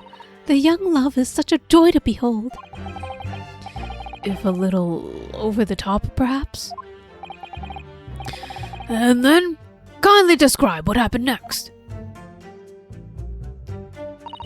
Anyways, two silhouettes appeared at the fog, on the pavement in front of us. Hold it! Two silhouettes. That's right. They were coming toward us, walking up Briar Road in the opposite direction. There was a rather plump figure, followed by a scrawny, thin-looking man. That does sound exactly like the victim pictured in this print, and like Mr. Natsume. Yes, unfortunately it does. And you're certain that at that time there was nobody else near. Wait.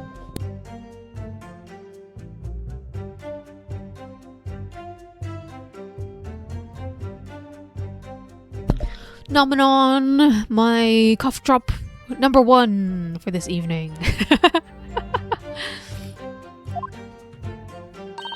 Oh, yes, quite certain. It's dark, but there are street lamps on Briar Road, you see. There was nobody else around at all. Isn't that right, my darling?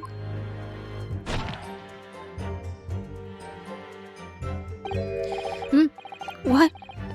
Yes, that's right. Of course, there was light fog on the ground. But Briar Road is dead straight, and you can see fairly long way down the pavement. And there's the street lighting as well. I didn't see any other pedestrians. Before sleep takes firm hold, your answer, please, Mr. Beat. Are you quite sure of what you've just said? Yes, sir. As a copper who spends all day every day keeping watch on the streets, I swear to it, sir. I'm sure, as my love for Patricia is true. Oh, Pat. Oh, Rolly. Oh my god, they're patrolly! Their name is Patrol! the couple, they're called Patrol! So they're still maintaining that there was no one else around other than the victim and the attacker. It's starting to seem like that must be how it really happened. It's beginning to seem like there's nowhere else. It's beginning to seem like there's nowhere to run. Well, that doesn't stop Mr. Natsume, did it? He fled the scene all too convincingly. Thank you. I believe we have a reasonably clear idea of the situation just before the incident now. What happened in the crucial moments that followed? All of a sudden, one of them just collapsed to the floor, and the other scattered something before running off. Hold it! Scattered something? What do you mean by that? Oh, well, I couldn't quite make out what it was at the time. But when we got closer, we realized what it was. Didn't we, darling?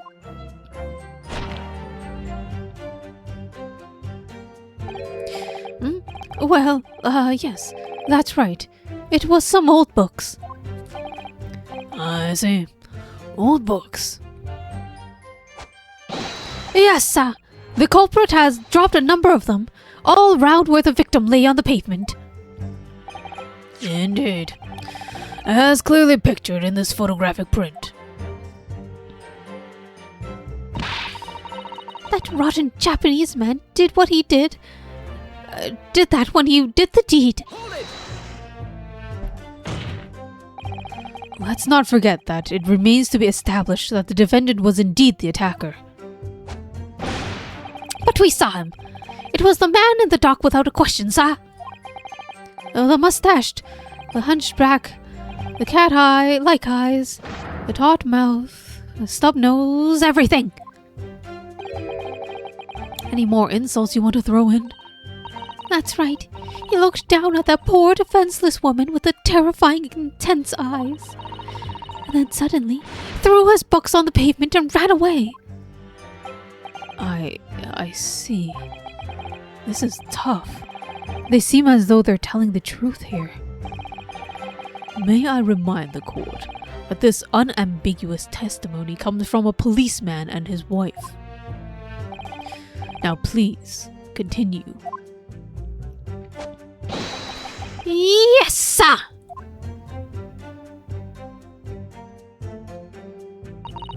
We ran straight over, of course, and then went for help at the nearby police box. Hold it!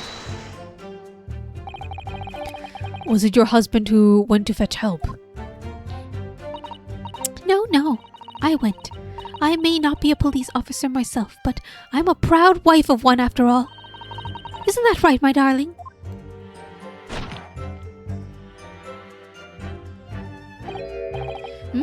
What? Yes, that's right. I asked Mrs. Beat to go. I was off duty at that point. But a Bobby's never truly off duty, of course, so I felt obliged to stay and guard the scene. Very laudable, Mr. Beat. Preserving the scene of the crime is a task of considerable importance. That's why I sent Patricia, you see. I told her where to find the right police box. Forgive my ignorance, but what exactly do you mean by the right police box? Depends on the crime's location, you see, as to who deals with it. Where the woman was stabbed wasn't exactly on my beat. So I told Patricia the way to the police box with a beat the incident fell under so she could go and report it. I ran there as quickly as I could and asked for help from the bobby on duty. There's nothing more potent than a young couple in love working together, you know? And thanks to your swift response, the case was quickly resolved. The actions of 2 model citizens. Oh, please, you're making us blush. Isn't he, darling?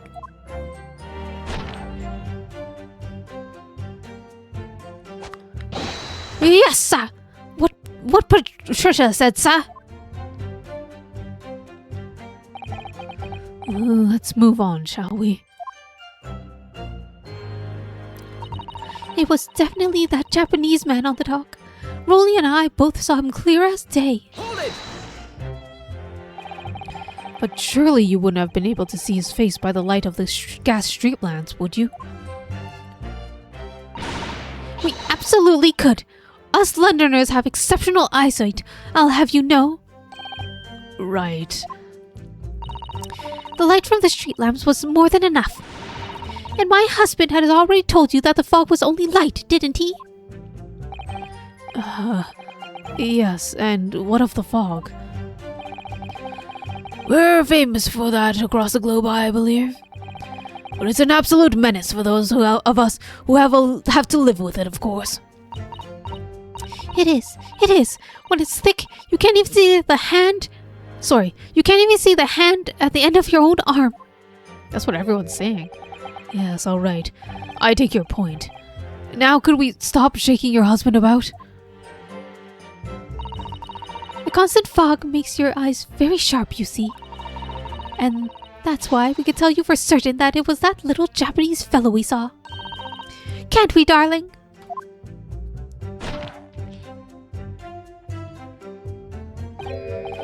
What? Yes. It was the accused and no mistake. The mustached, the hunchback, the cat-like eyes, the taut mouth, the snub... Unmistakable, sir! As far as this couple's testimony is concerned, there can't be any question. It was Soseki-san that they saw running away from the scene of the crime. So that's it, is it? That's their entire testimony. What do you think, Mr. Naruhodo? Well, I hate to admit it, but on hearing the testimony, it really does seem as though Mr. and Mrs. Beat saw what they saw. Mr. Natsume running away from the scene on Briar Road that day. Yes, I feel the same. So if that's true, where does it leave us? The members of the jury are sure to call for guilty verdict after this testimony. Oh no, then what do we do? If Mr. Kazuma-sama were here... What are you trying to say? I think he would try to find a contradiction somewhere else within their testimony. What do you mean, somewhere else? Their statement about seeing Mr. Natsume is unequivocal. Calling that into question won't help. But if you could identify some other part of their testimony which appears to contradict the facts, you might be able to discredit them, to make the jury doubt as if the pair's memory of the day is accurate. Oh, right. Put simply, we must focus on finding the discrepancy in these statements somewhere. If we don't, I'm afraid the trial may reach an early and unfavorable conclusion. Come on, Cishre. I need your thinky thoughts.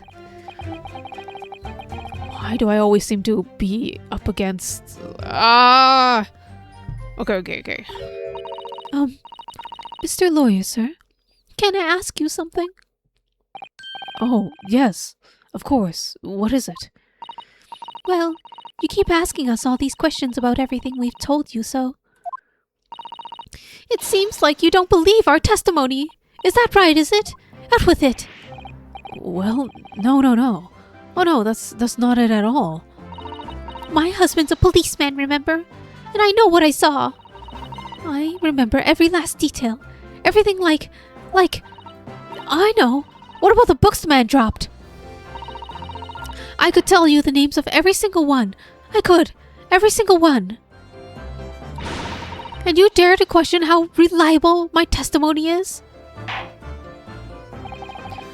That will do, Miss Beat. No, it will not do.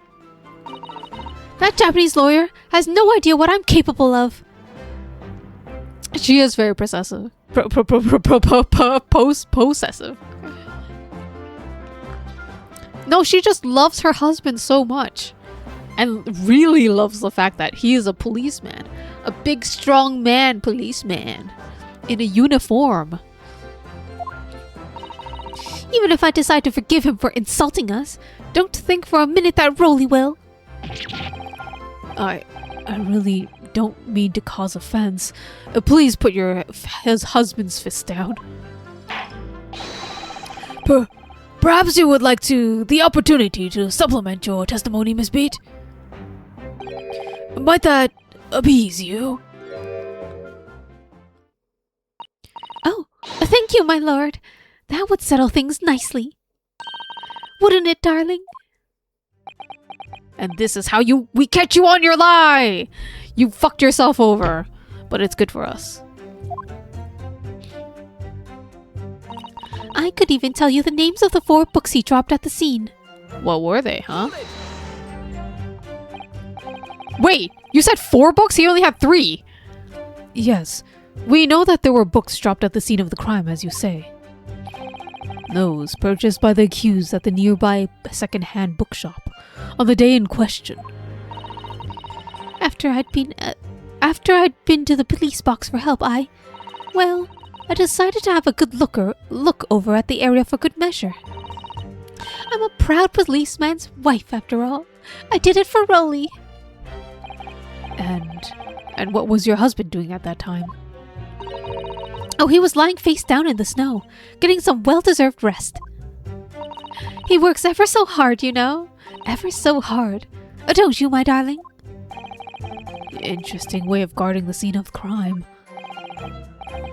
Well, Mr. Beat, or sorry, Mrs. Beat, seeing as you've regaled the court with the tales of your powers of recollection, would you be so kind as to recount the titles of the books you've observed at the scene? I'd be happy to. Now, are you all listening? There was the picture of Mr. Somebody or the other, the What's-It Yearnings, and then there was the, a meal for someone, and the last one was definitely the Thingamy something. You see? Yes, I see there are no other I see that there are 1 or 2 holes in your memory. Oh well, they were along the lines, I'm sure. Girl, why? There were indeed books found at the scene, with titles along those lines, as you put it. Well, what did I tell you? So, I think it's a very mean way that you've been implying that my testimony can't be trusted. Wouldn't you agree, darling? Oh, a gun! Anyone who upsets my Patricia will have to answer to me, too. Sorry, to answer to... You'll have to me to answer to.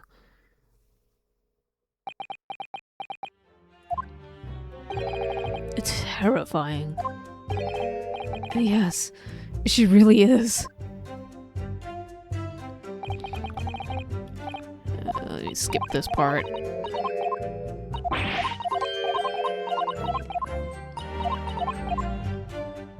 We have the library card. We just need the last statement. There were only 3 books! I don't want to call you that. You're a very nice person. There's a picture of Mr. Objection! So, you're saying that there were 4 books? That's right. I remember all of them. The picture of Monsieur Somebody, What's-It Yearnings, a meal for someone, and the Thingamy somethings. I'm sorry, Mrs. Beat.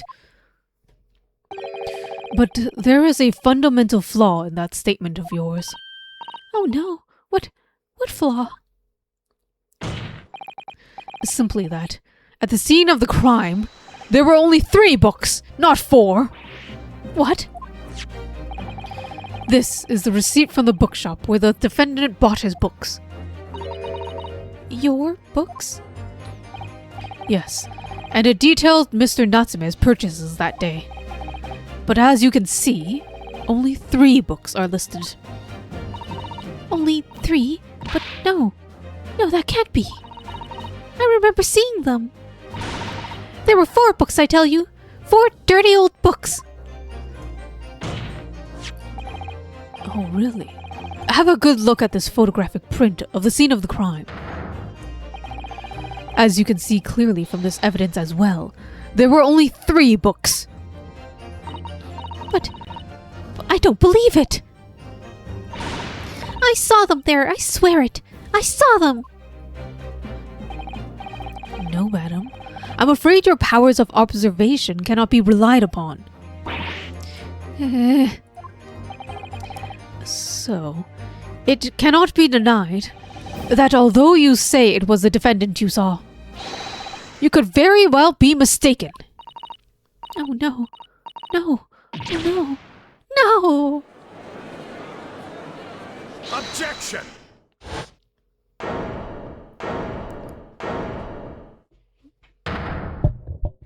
Were there actually 4 books? It's plainly evident that it is your powers of deduction that cannot be relied upon, my learned Nipponese friend. What? What cannot be denied is that these 2 witnesses saw the accused running away from the scene. A fact that you know very well that you have no hope of disproving. Ah. So you've striven to averting attention from that by dint of some inconsequential discrepancies. Would that be fair? He sees right through me. But your plan has somewhat recoiled against you.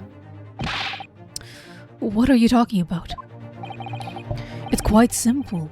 Let me explain with a toast. Oh, I didn't mean to press that. To the policeman's wife and her entirely accurate testimony in every respect. Oh. You see, the matter is not up for debate. At the scene on Briar Road, a total of 4 books were most definitely found. Objection! But what about the photographic print? It only shows 3 books. Quite right. Only 3 can be seen in that print. That print? You mean to say... Yay! Second chalice thrown! Allow me to present another. One that shows the victim's hand. Wait, why is that book like that? Why is it burnt? Is that one of the items that was thrown through the window? Why is it missing a frickin' The Lion's Pride? Yes, one of the line books that the couple is missing. What the fuck is their name again? I'm so sorry. People. This guy. Garradeb! John Garradeb, who really loves line things, was missing that book. Why is it in her hand? Was stuff getting thrown out the window and she picked it up and went like, what the fuck is this? And they got stabbed in the knife because that was being thrown too. I still think stabbed in the knife by flying knife is still exactly how it went down. I don't believe it. It's the 4th book. As you will observe, the 4th book was hidden from view in the original print by the victim's torso. No. No. Oh, wait. They're scarves. They're wearing the same scarf. Oh, that's a couple scarf. I didn't see that until now. They're wearing the same scarf. Order. This is a really long scarf then. It's probably hand knit. It's not corduroy. It's hand knit. That's a really, really long scarf. Indeed, very possessive. There. You see? Look at that. Look. Yes. Just like I said, isn't it, my darling? Yes, sir. Patricia's always right, sir. Let me study the receipt of books purchased by the accused on the day in question. Mrs. Beat. The titles once again, if you please. Oh, yes, of course. The picture of Mr. Somebody or the other. The picture of Monsieur Lecoq. What's it, yearnings? A Canterbury Yearnings. A mule for someone. A meal for Gabrielle, in fact. As the court has just heard, the witness remembers the book titles flawlessly, save for a few minor details. Mrs. Beat's power of recollection can only be described as exceptional. Did you hear that, Rolly? The gentleman paid me a compliment. Yes, sir. Flawlessly, sir. Patricia is flawless. But there's only 3 books on the receipt, and Mrs. Beat mentioned 4. There's nothing surprising about that. Clearly, the 4th book is that which is shown in this photographic print. I'm sorry, counsel, but does that not seem odd? Why should the 4th book be omitted from the receipt? It is not odd at all, my lord. As the photograph clearly shows, the 4th book was found on the victim's clutches. In other words, it belongs to the victim. The victim is holding her own book? I wonder what became of that 4th book. Obviously, it wasn't overlooked by investigating officers at Scotland Yard. I have it here as evidence. You will submit that and the aforementioned photographic print at the court, please. My pleasure, my lord. Burnt book! Burnt book! A second photograph of the scene taken by the policeman just after the incident. It specifically shows the victim's hand. And book? The book titled The Lion's Pride, discovered in the victim's hand at the crime at the scene. Whatever. Let me look at the burnt book. Go away, Van Zeeks. Let me look at the burnt book. Let me look. Well, okay. Let's take a look-see at the photograph. Burnt book. So burnt. Yay. Right there. Right. I need to use WASD. So. Oh, look at this. The book has been badly burnt. You're right. You'd never be able to read it in this state, especially not the latter pages. What a terrible waste. Judging from the scorched edges of the paper, I think the damage must have occurred very recently. A book recently damaged by fire. Why does this seem to raise a flag with me?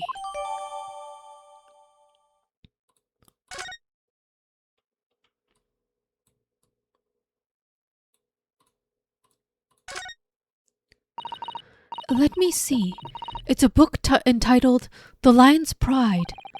I'm afraid I don't know any English literature at all, so it wouldn't be something I've heard. Wait a minute. The Lion's Pride? That's strange. I think I've heard the book by that name before, and very recently too. It's a title I recognize too, Mr. Naruhodo. It belongs to Garadeb!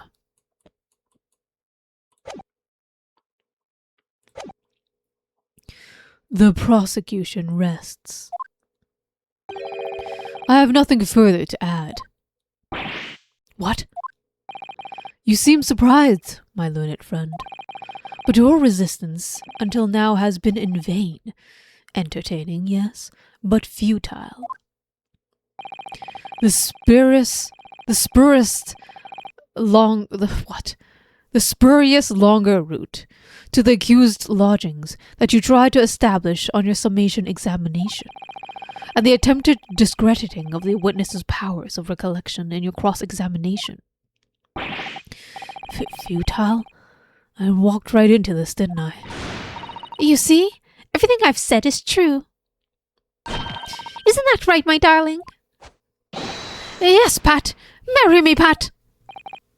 So, perhaps the ladies and gentlemen of the jury would like to reconsider their positions. Should the court waste any more time on this Nipponese travesty? Or is the decision you have to make all too apparent already? You have heard all the witnesses and seen all of the evidence. This trial has run its course. Mr. Naruhodo, I'm afraid we are in a terribly precarious position. I know, but if I fight back in the wrong way now, I could very well just make matters worse. Think, Ryunosuke, think. What do you do now?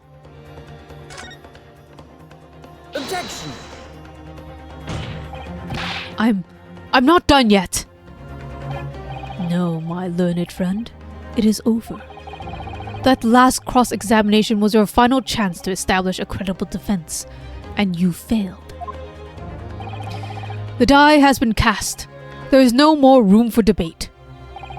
Well, it might be over for as far as you're concerned, but... I can't think of what to say. If I may, Lord Fanzix, it seems somewhat boorish to close down the debate at this point. Your insignificant little Eastern Isle must be a lawless hole indeed. For a lowly judicial assistant to have the audacity to intervene at a moment like this. Oh. I am, to my shame, still a very inexperienced lawyer. So you will have to forgive me, but I consider my assistant's advice essential and her opinions invaluable. Mr. Naruhodo. One of this land's great guiding principles is tolerance. So, the court will hear you, madame. Go ahead, Miss Susato. Please. Very well. Pray, what insight can you give us? What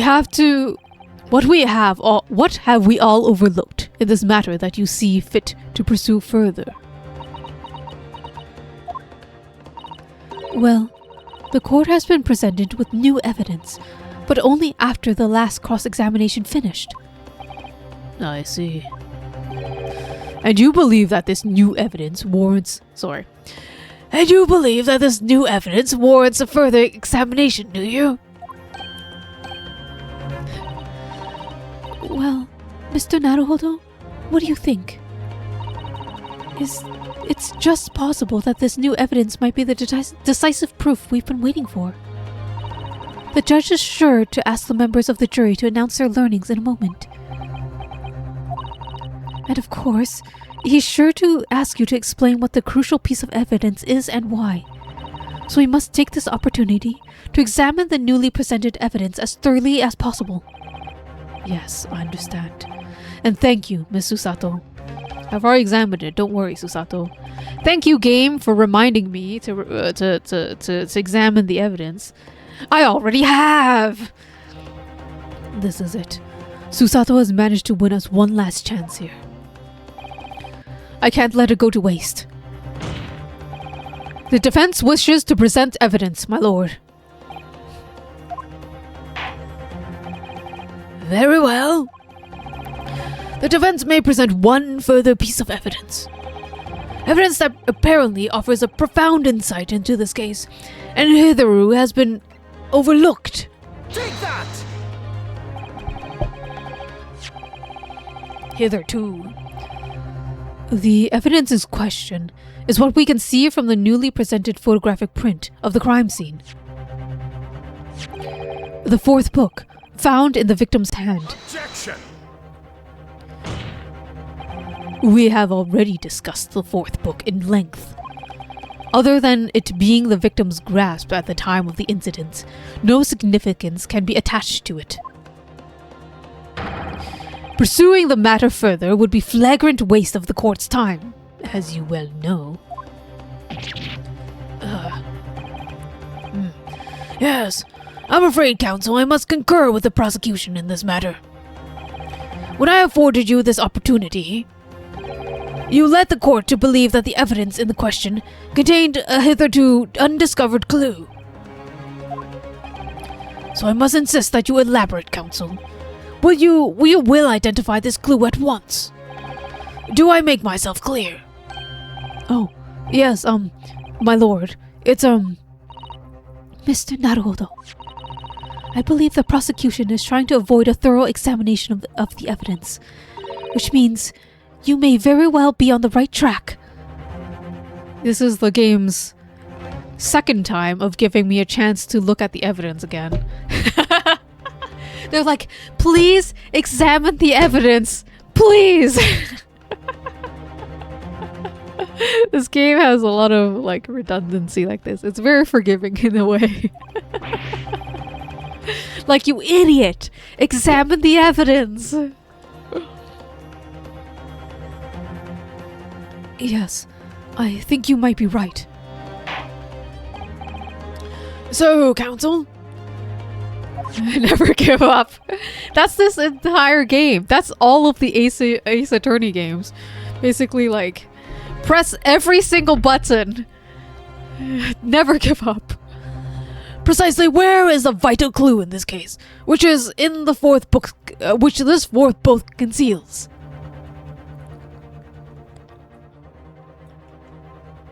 Got it! Got it! I would like to ask the court to observe the back of this book in question. The back? What do you? Oh, good gracious! This is like the stupidest shit ever. This only works in 2D. Look. When you're presented with evidence, of course you're like flipping it around and looking through it. But like in a game that's 2D, you only look at one side of the image. So it's a surprise. What do you? Good gracious! It's been burnt to a crisp! So, we have to ask ourselves, why was the victim clutching what is clearly an unreadable book? It is undeniably an extremely unnatural thing for her to have been doing. Objection! Unnatural, you say? And what of it, my Nipponese friend? Oh. Were I to concede the point, if it bears no relation to the case, there is nothing to discuss. So, should you wish to assert that this fire damage is some veiled clue as to what happened that day? Pray, do enlighten us all. What truth does this charred book hide? A charred book. There is just one possibility here, which I can't quite bring myself to rule out. It's an outside chance, certainly, but worth a try. Alright, I'll explain my theory. Don't keep us waiting any longer, counsel. Explain this theory of yours. What are you suggesting that you can ascertain from the fire damage from the stones suffered? The shop that sold it, its owner, its content, its owner. The owner is the Gyarados! My lord, the burn on the back of this book reveals a startling truth. about the book's owner. I beg your pardon? But we already know who the book belongs to. The victim was gripping it in her hands as she fell to the floor after all. It's obviously hers. The question of how this book came to the victim's hand has yet to be answered. However, as to the questions of who the book really belongs to and where it originated, the defense has very credible answers. Good gracious! Can you possibly? Very well. I'll play along with this futile attempt to delay your inevitable demise. But do remember, the members of the jury may well burn you for your little gamble if your little gamble goes awry. Counsel, the defense response here is very likely to influence the final outcome of this trial. So tell the court, who do you claim is the owner of this burnt book? I'm gonna say him. Even though she's in court, and I also want to say her, but I'm pretty sure technically it belongs to the husband and not the wife. Technically. If it's wrong, then like she's the answer, right? Take Go that! for it. Oh, the music stopped. I think this is it. The answer is that the book belongs to the couple who own the house where the defendant has his lodgings. A certain Mr. and Mrs. Garadeb. Oh, maybe if I presented either one, it would be good. Yeah, yeah. I think that's good that the game would have let me do either. The landlords? And whether this is some extraordinary coincidence or some kind of fate at work, I don't know, but of all the people in London, one of the 6 chosen for jury duty in this courtroom today is none other than Mrs. Garadeb herself. Oh my goodness, me? I think you must be mistaken, sir. I'm not Mr. Garadeb's wife. I'm his maid. Things would be so much easier if you would just drop the pretense.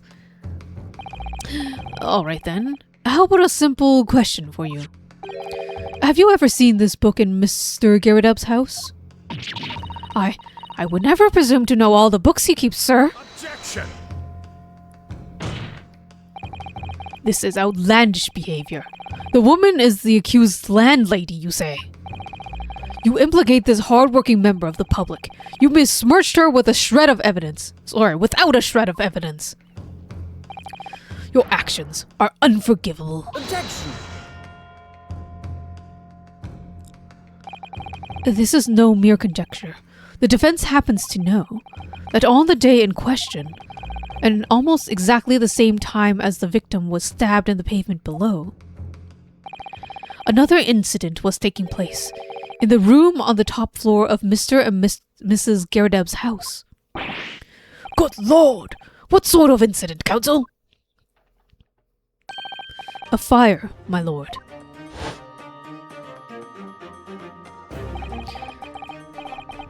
Afraid to say, it was. Happened in a blink of an eye, you know. The whole place filled with smoke. I couldn't see a bally thing. Didn't take long for the fire to spread, of course. The bally furniture started going up as well. Worst of it is I lost my favorite, the book called The Lion's Pride. What is this face? This is such a Chunibyo face. The Lion's Pride. By Jove! The very same title that's the subject of debate. Oh dear me. Objection! This is risible. All you've told the court is that the book by the same name was involved in fire. In which case, it would be reasonable to assume that it was burnt to ashes. The entirely unreasonable to infer that it magically removed itself to the scene of the crime. Perhaps it would make more sense if I told you that the cause of the fire was a marital discord. Without going into details, it appears that Mrs. Garadeb was considerably enraged. Apparently, she continued to attack Mr. Garrideb, even amid the flames. Oh, how awful! I can't even imagine being so horrid to the one you love. Can you really? Absolutely not, sir. My Patricia and I would never raise a finger against Misa.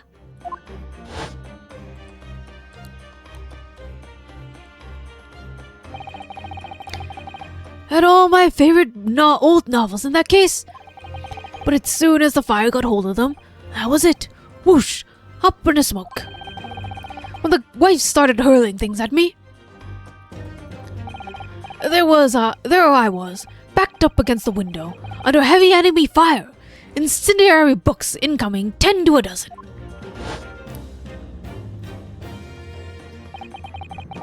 That man had his back against the window, and he had been burning, and he had burning books thrown at him.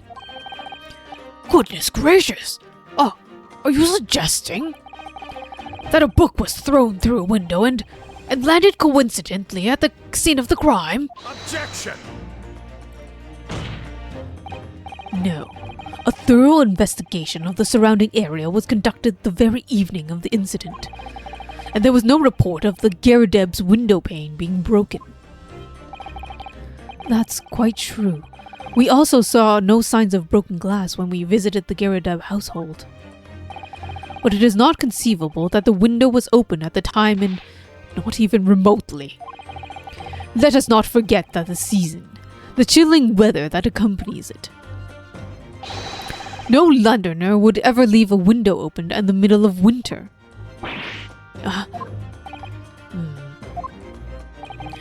Does the defense postulate that the scenario in question, in all seriousness, counsel, do you earnestly claim that the book found at the scene was flaming projectile thrown by Mrs. Garrideb's wife? I believe it's a possibility, my lord.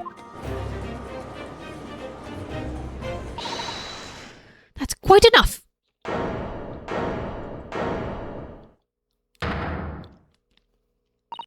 Well, I hope that everyone can see you for what you are now, you little foreigner trickster.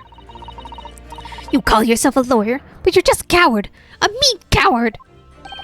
Really? Claiming that our little tiff set the whole neighborhood alight, honestly. Implying that I'm merely posing as a maid for appearance sake. How could you? It's nothing to do with this beastly case. Not any of it. All you've done is sully our family's name. No, I assure you, that was never my intention. Dragging an upstanding citizen's name through the mud, simply to divert attention from your failing defense. I should box your ears. That's what I should do. Utterly unforgivable. Too right. Here we go. How long have we sat here now, listening to this Nipponese spouting his fancy foreign theories? But think about it. At the end of the day, the only person who could have possibly stabbed the victim is that little hunchback with a mustache, and he ran away from the scene too. I do declare you're right.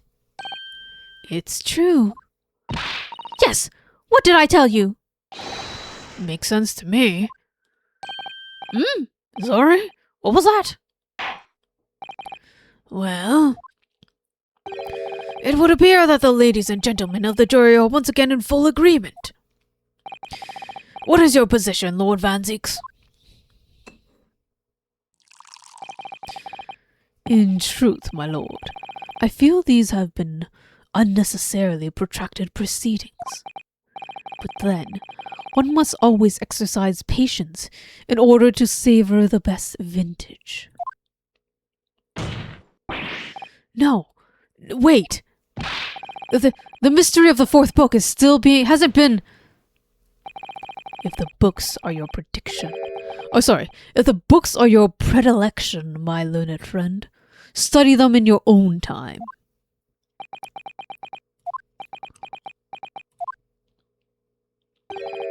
What? No forgive the discourtesy this time? In that case, ladies and gentlemen of the jury, You will now state your individual decisions regarding the defendant's culpability for the court to hear. Guilty! Guilty. Guilty! Guilty! Guilty! Guilty! My god, again?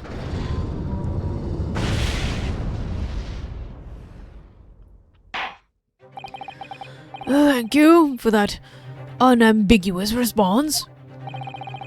That's twice now. It's over. Mr. Naruhodo, don't give up. Miss Susato, have you forgotten? The battle isn't over yet. You're not suggesting? Of course. The defense has the right to another summation examination at this point. You could still convince the jurors to change their mind. You have one more chance. Again, we have another one more chance. My lord. The defense asks to exercise his right to a summation examination. Huh. You believe you still have tricks up your sleeve.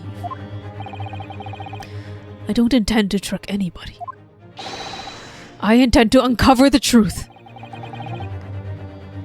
This is no time to be downcast. As long as there's a chance, I have to stay strong and determined. Oh my gosh.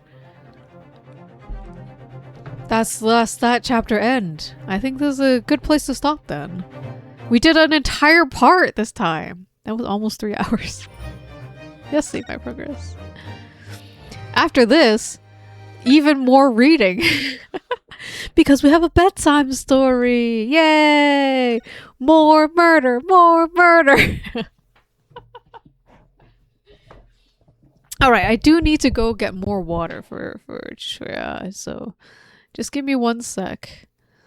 I will have a bedtime story and water in like 5 minutes. We're back. I forgot to give you guys background music while we waited. But that is okay. Oh, crap. Scene. Start. Pa, I'm here. But where's my music? Where'd it go? Music, go! Bam!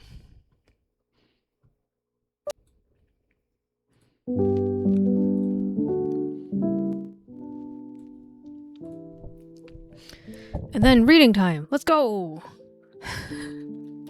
Tuck in once again. As we continue. We're so close to the conclusion, guys. We're so close. Thank you to this bedtime story redeemed by Ikaru. You may all sleep very well now. We're so close, man. We're so close. You don't understand how close we are. Are we going to make it to one of the conclusions? I don't think so. We'll probably be reading this much.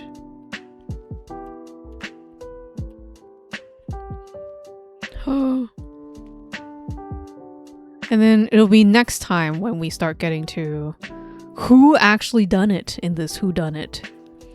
All right.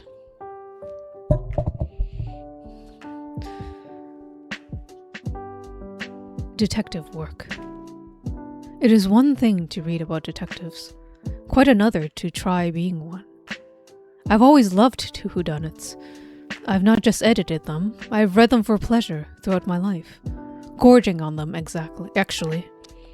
You must know that feeling when it's raining outside and the heating's on and you lose yourself utterly in a book. You read, and you feel the pages slipping through your fingers, until suddenly, there are fewer in your right hand than there are in your left. And you want to slow down, but you still hurled on towards a conclusion you can hardly bear to discover. That is a particular power of the whodunit, which has, I think, a special place within the general panoply of literary fiction because of all the characters. The detectives enjoy a particular, indeed, a unique relationship with the reader.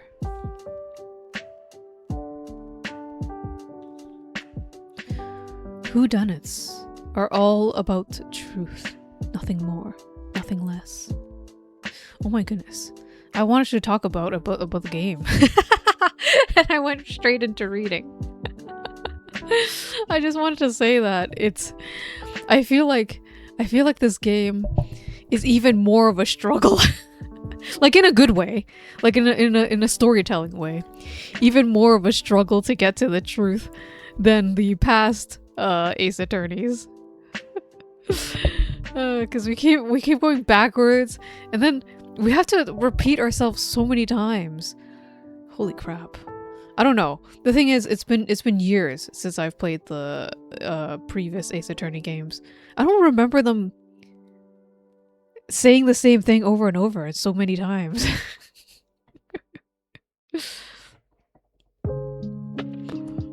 Oh well.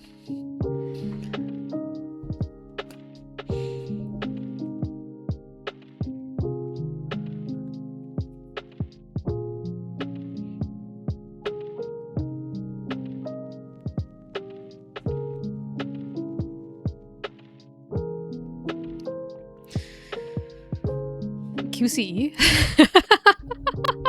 Ace Attorney. Ace Attorney definitely gave you the answer so much. Yes. Do you remember if the previous like Ace Attorneys were like this too? I know they definitely did like do this somewhat, but do they do it so much? I should maybe I should go back and replay them sometime. No, I don't have time to replay shit. Okay, my backlog is ginormous. And I bought more games. Every single time there's a summer and winter sale, I buy more and more games. I just remembered, yesterday I asked, like, whether or not there's another pure puzzle game. I did buy one. It's like the viewfinder game, where you have to look. It depends on the, what's it called, perspective. It's on the activity feed. No! Don't look at my feed! Where's... Can I see my own activity feed to see where what I bought? Oh my god. You can see spoilers of what games the Garden Circle might play if you have us as friends. It was in the general in the friend activity feed. Suddenly, right before the Mecha Chameleon collab, everybody bought sorry, I keep saying Mecha Chameleon. It's Mecha Chameleon.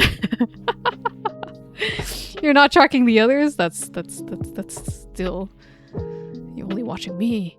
You're only watching me. What do I have? Yeah, I have some, like... I guess they're more like puzzle platformers. Point and click too. Yeah, point and click, puzzle platformers, all of that. Visual novel, puzzle-y games. Viewfinder was the one I was thinking of for something that's pretty purely puzzle. Except this is, I think, also a platformer. Yeah, it's considered a puzzle platformer. I don't think it has... Does it have a straightforward narrative? I don't think so. I don't think it's known for its narrative. No, somebody tagged it as story rich. Does it actually have a story? Whatever. Anyways, I saw a couple of videos of that too. But yeah, I bought games, more puzzly games.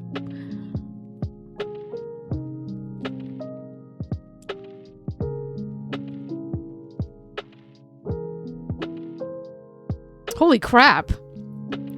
Senko added like the entire Umeneko and Higurashi to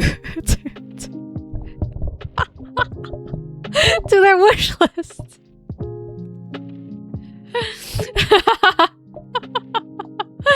I I can spy on everyone now. Like all of Umineko, all of Higurashi is on their wish list. Yeah. I've always been interested in a. I'm not gonna play it, but I don't think I'm gonna play those types because I hear they're like super fucking long, but in a what do you call it? In a being a fan of visual novels, those two are very famous, right? So in a like, I want to understand why way, interested in those. I have like watched videos people make of those two. Seems interesting, but I don't think I'll play them.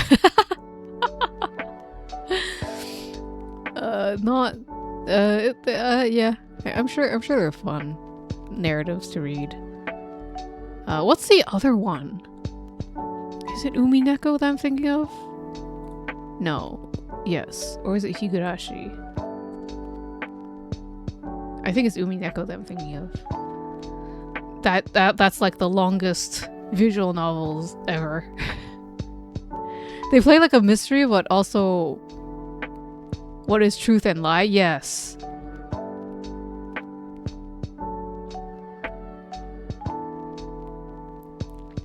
Have you played them, Sishrei? Have you engaged in these either Umineko or Higurashi?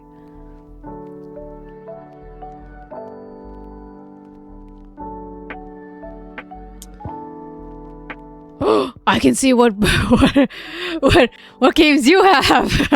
Sishrei. You've watched some, yeah? Oh my gosh.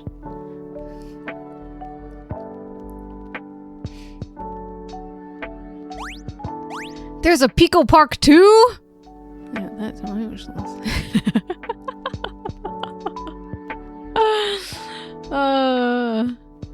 A very wide variety.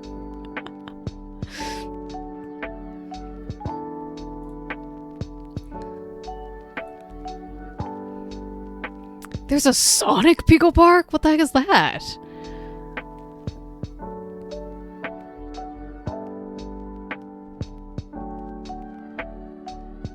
Is it actually by the same people, or did somebody make that? I'm just looking at everybody's game. It is special Sonic collab Pico Park. Oh my god, that's so funny. I am 1000% distracted now. Very good. Very good.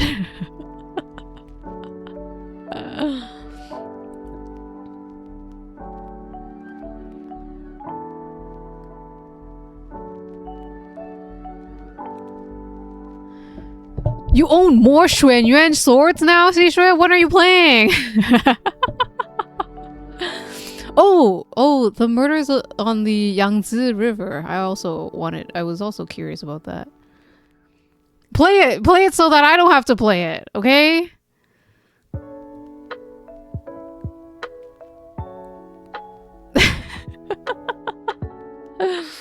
I can want you. Oh my god, how many fucking games did you put on your wish list? That's so many on one day. No, you? But you have the game, Sisha. Play it so I don't have to. Oh, you also like Trine? I bought I think I bought the 5th Trine on this latest on this latest what's it called, sale. How much is my wish? Don't look at it. Hikaru. You don't understand the wish list that I'm looking at right now for Seashore. 1, 2, 3, 4, 5, 6, 7. So there's like, if I were to put 7, 1, 2, 3, 4, 5, 6, 7, 8, 9, 10, 11, 12, 13, 14, 15, 16. Even if there were 5 games per line, 16 times 5 is a lot of fucking games to put on your wish list. On one day! In one day! It's like 100 plus, yeah. Holy shit. Holy shit. That right there was already what? The fuck is 16 times 5? Don't tell me. 50, 5, 30, 9, 80, 83, 5, 85? I don't know. Let's just go with 80. Casually browsing sometimes. It is fun. It is fun to casually browse. That's what I do sometimes with my BL novels, is I just browse. I read all the summaries and go like, that sounds interesting, but I'm not gonna read it. Or I put them on a new tab, and then my to be read list is terrible also, along with my Steam list. My library is almost 800. Jesus fucking Christ. Oh no.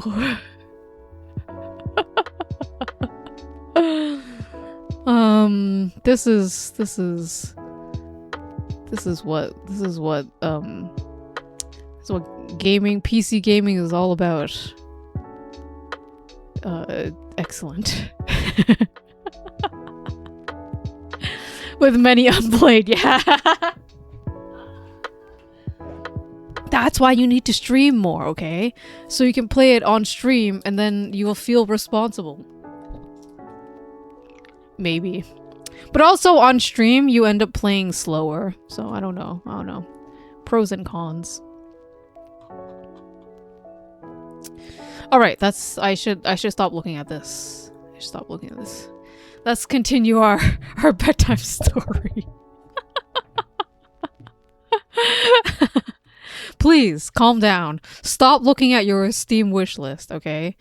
And let's continue our bedtime story.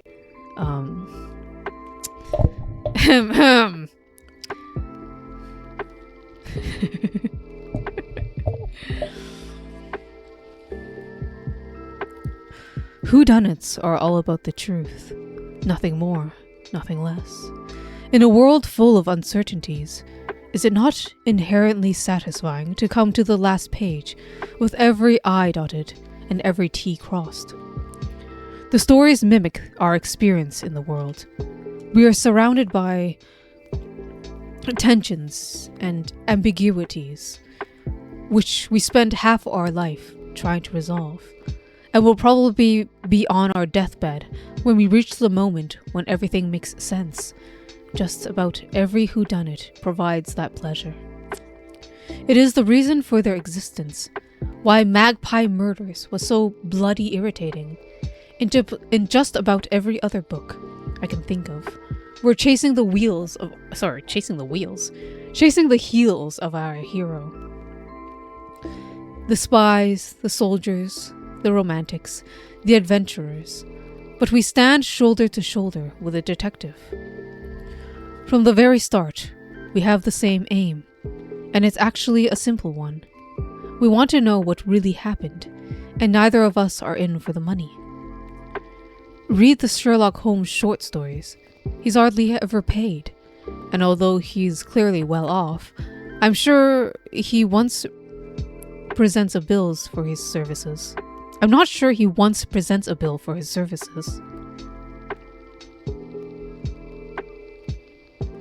Wait, I thought he needed a roommate because he couldn't afford the room.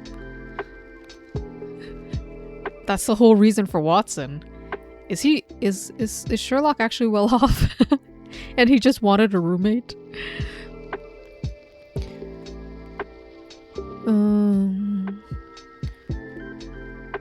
Of course, the detectives are cleverer than us. We expect them to be. But that doesn't mean they're paragons of virtue. Holmes is depressed. Poirot is vain. Miss Marple is brusque and eccentric. They don't have to be attractive. Look at Nero Wolfe, who was so fat he couldn't even leave his New York home, and had to have that custom-made chair to support his weight. Or Father Brown, who had a face as round and dull as a Norfolk dumpling, eyes as empty as the North Sea. Lord Peter Wimsey, ex-Eton, ex-Oxford, is thin and seemingly weedy and sports a monocle. Bulldog Drummond might have been able to kill a man with his bare hands and may have been the inspiration for James Bond, but he was no male model either. In fact, H.C. McNeil hits the nail on the head when he writes Drummond had the fortunate possession of that of a cheerful type of ugliness that inspires immediate confidence in its owner. We don't need to like or admire our detectives. We stick with them because we have confidence in them. All of this makes me a poor choice of narrator-investigator, quite apart from the fact that I am completely unqualified. I may not actually be all that good. I have tried to describe everyone I saw, everything I heard, and, most importantly, everything I thought. Sadly, I have no Watson, no Hastings, no Troy, no Bunter, no Lewis, so I have no other choice but to put everything onto the page, including the fact that, until I opened the letter and saw the photograph of John White, I was getting absolutely nowhere. In fact, in my darker moments, I was beginning to ask myself if there really had been a murder at all. Part of the trouble was that there was no pattern, no shape to the mystery I was trying to solve. If Alan Conway had lent his hand to the description of his own death, as he had with Sir Magnus Pye, I'm sure he'd have given me a variety of clues, signs, and indications to lead me on my way. For example, in Magpie Murders, there's a handprint on the earth, a dog's collar in the bedroom, a scrap of paper found in the fireplace, a service revolver in the desk, a typed letter in the handwritten envelope. I may not have had any idea what they add up to, but at least as the reader, I know that they must have some significance, or why else would they have been mentioned? As a detective, I had to find these things for myself, and perhaps I'd been looking in the wrong direction because I'd seemed to have precious little to work with. No torn buttons, no mysterious fingerprints, no conveniently overheard conversations. Well, of course I had Alan's handwritten suicide letter, which had been sent to Charles as a typed envelope, the exact reverse of what I'd read in the book. But what did this mean? Had he run out of ink? Had he written the letter but asked someone else to write the address? If you read a Sherlock Holmes story, you can be pretty sure that the detective will know exactly what's going on, even if he won't necessarily tell you. In this case, it's not true at all. There was also that dinner at the Ivy. I couldn't get my mind out of it. Alan had become annoyed when Charles had suggested changing the title of his book. Matthew Pritchard, sitting at the next table, had heard what he had just said. He had pounded the table, then jabbed a finger. I'm not having the what? I'm not having the title change? I'm not having the discussion? I'm not having dessert, thanks? Even Charles wasn't sure what he had meant. I might as well come straight out with it. I didn't think John White killed Alan Conway, even though I had photographic evidence of him committed that very act. It was like the suicide letter that wasn't actually a suicide letter, except that this time, I didn't even have the beginning of an explanation. I simply didn't believe it. I had met White, and I didn't see him a particularly violent or aggressive person. And anyways, he had no reason to kill Alan. If anything, it was the other way around. There were other questions too. Who had sent me the photograph? Why had they sent it to me, rather than the police?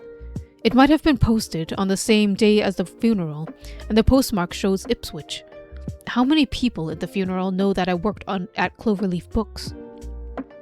My name was misspelled on the envelope. Was that a genuine error, or a deliberate attempt to make it appear that they didn't know me well? Sitting on my own at the office, just about everyone else had gone out to lunch. I drew up a list of suspects. I don't think 5 people who were far more likely than White to have committed the murder. Wait. I could think of 5 people who were far more likely than White to have committed the murder, and I set them out in order of likelihood. It was quite confusing. I'd already performed exactly the same exercise when I finished Alan's book. Number 1. James Taylor, the boyfriend.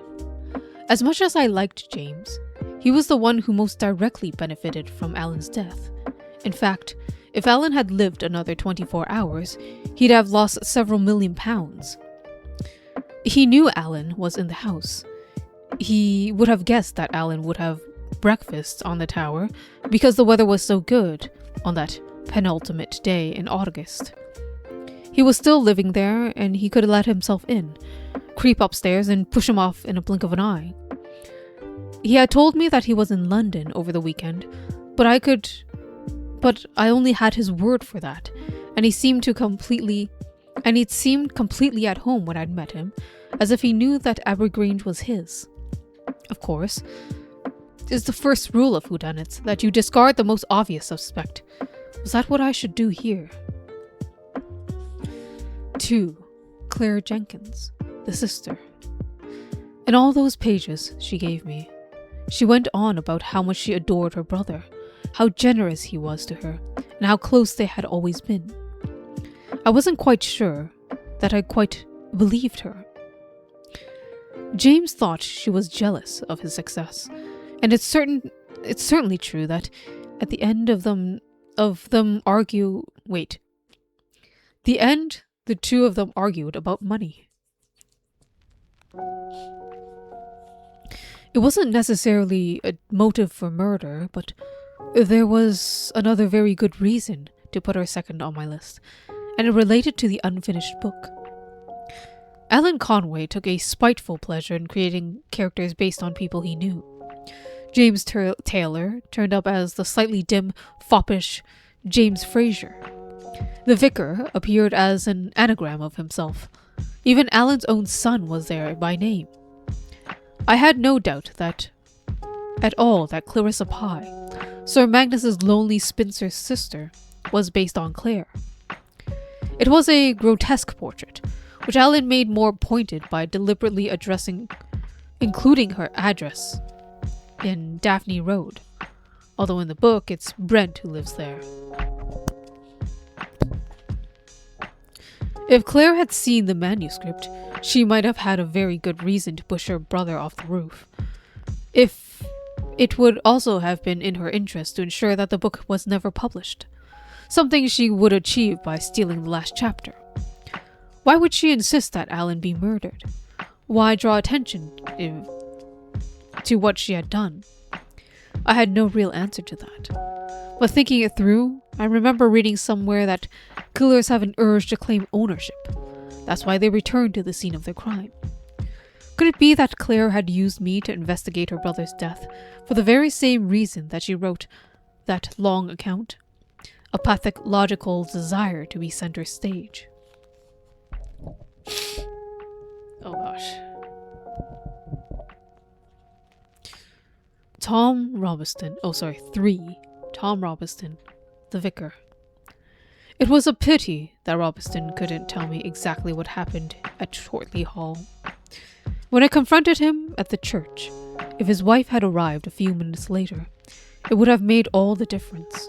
But the incident had involved a photograph used to humiliate a boy in an all-boys school, and I didn't need to work too hard to get a general idea. It was interesting, incidentally, that Claire saw her brother as one of the victims of the school's various cruelties, while Robertson saw him as more of an active participant. The more I learned about Alan, the more I was inclined to believe the vicar's account. All this had taken place in the 70s, and it had clearly been on Alan's mind, because he had written about it in the first chapter of Magpie Murders. When Mary Blackiston turns up to the vicarage, and there they were, just lying in the middle of all his papers. What had she seen? Were Henrietta and Robin Osborne perverts of some sort? Had they left out incriminating photos, similar in nature to the ones that had tormented Robeston? From what he had said in his funeral address, the vicar hadn't forgotten any of this. And, having met him, I could quite easily see him creeping up at the top of the tower to see his revenge. That said, it's always been my belief that vicars make poor choices in crime novels. They're somehow too obvious, too little England. If Robertson did turn out to be the killer, I think I'd be disappointed. 4. Donald Lay, the waiter. You must have been quite pleased to hear that he was dead, I had said. I was delighted, he replied. 2 men don't see each other for several years. One hates the other. They meet quite by chance, and 48 hours later, one of them is dead. When I put it in black and white like that, Donald had to be on my list, and it would be a simple matter for him to get Alan's address from the club records. What else is there to say? Number 5. Mark Redmond, the producer. He lied to me. He said that he went back to London on the Saturday when the register showed that he actually stayed the entire weekend at the Crown. He also had every reason to want Alan dead. The Atticus adventures would have been worth a fortune if he could just get them off the ground, and Redmond had invested a lot of his money seeding the project. He certainly knew a thing or two about murder, having masterminded the hundreds of them on British TV. Would it really have been so difficult to move from fiction to reality? After all, the murder had been a bloodless one. No guns, no knives, just a simple push. Anyone can do that. Those were my 5 names on my list. The 5 little pigs, if you like, that I suspected of committing the crime. But there were 2 other names which I didn't add, but which could perhaps have been there. Melissa Conway, the ex-wife. I hadn't had the chance to speak to her yet, but decided I would travel down to Bradford-on-Avon as soon as I could. I was beginning to obsess about Alan's murder, and I wasn't going to get any work done in Cloverleaf Books until it was solved. According to Claire Jenkins, Melissa had never forgiven Alan for the way he had left her. Had they met recently? Could something have happened that night that prompted her to take revenge? I was annoyed that I'd missed her at the hotel. I would have liked to have asked her why she travelled all the way up to Framlingham to attend her husband's funeral. Had she made the same journey to push him off the tower? Number 7. Frederick Conway, the son. It may not be fair to include him. I only had a glimpse of him at the funeral, and knew almost nothing about him. But I still remembered how he looked that day, staring at the grave, his face positively distorted by anger. He had been abandoned by his father. Worse than that, his father had come out as a gay man, and as a schoolboy, that might not have been easy for him either. A motive for murder. Alan must have been thinking about him when he wrote Magpie Murders. Freddie turns up as a son of Sir Magnus and Lady Bye, retaining his true name. These were the notes that I made, sitting in my office, that Monday afternoon. And by the time I left, I had got precisely nowhere. It was all very well having suspects. When push comes to shove, as indeed it had, all 7 of them, 8, counting John White, could have killed Alan Conway. For that matter, it could have been the postman, the milkman, someone I've forgotten to mention, or someone I hadn't met. What I didn't have was that interconnectivity you get in a murder mystery. The sense that all the characters are moving in tandem, like pieces on a Cluedo board. Any one of them could have knocked on the door of Abbey Grange on the Sunday morning. Any one of them could have done it. In the end, I shoved my notepad aside and went for a meeting with one of our copy editors. If I had just worked a little harder, I would have realized that the clue that I had been seeking was actually there. That somebody had said something to me quite recently that identified them as the killer, and that the motive for Alan's murder had been in front of my eyes the moment I began to read Magpie Murders. Just half an hour more might have made all the difference in the world. But I was late for my meeting, and I was still thinking about Andreas. It was going to cost me dear. Ominous. Bradford-on-Avon. Bradford-on-Avon was the last stopping point of my journey in the fictitious world of Magpie Murders. Although Alan had used Orford as a model for Saxby-on-Avon, the very name shows where his thoughts lay. What he had done, in effect, was the synthesis of the two. The church, the square, the two pubs, the castle, the meadowland, and the general layout belonged to Orford, but it was Bradford-on-Avon, which lay a few miles outside Bath, which was filled with a solid Georgian constructions made of Bath stone, with handsome porticos and gardens rising up in terraces that the books describe. I don't think it was a coincidence that it happened to be the place where his ex-wife lived. Something had happened that made him think of her. Somewhere inside Magpie Murders, there was a message intended for her. I had telephoned ahead and traveled down to Tuesday morning, taking the train from Paddington Station and changing to Bath. I would have driven, but I had the manuscript with me and planned to work on the way. Melissa had been pleased to hear from me and had invited me to lunch. I arrived just after 12. She had given me the address, middle rank, that led me to a row of terraced houses, long above the town.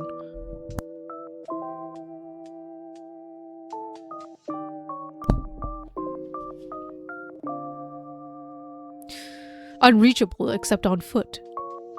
It was in the middle of an extraordinary warren of walkways, staircases, and gardens which could have been Spanish or Italian in origin, if they hadn't been so determinedly English. The houses stretched out in 3 rows with perfectly proportioned Georgian windows, porticos above many of the front doors, and, yes, the honey-colored Bath stone. Melissa had 3 floors and a busy garden that picked its way in the steps down the hill, on a stone pavilion below. This is where she had moved after Orford, and although I hadn't seen where she had lived when she was there, it struck me that this must be the antithesis. It was peculiar. It was secluded. It was somewhere you would come if you wanted to escape. I rang the doorbell, and Melissa answered it. Answered it herself. My first impression was that she was much younger than I'd remember, although we must have been around the same age. I had barely recognized her at the funeral.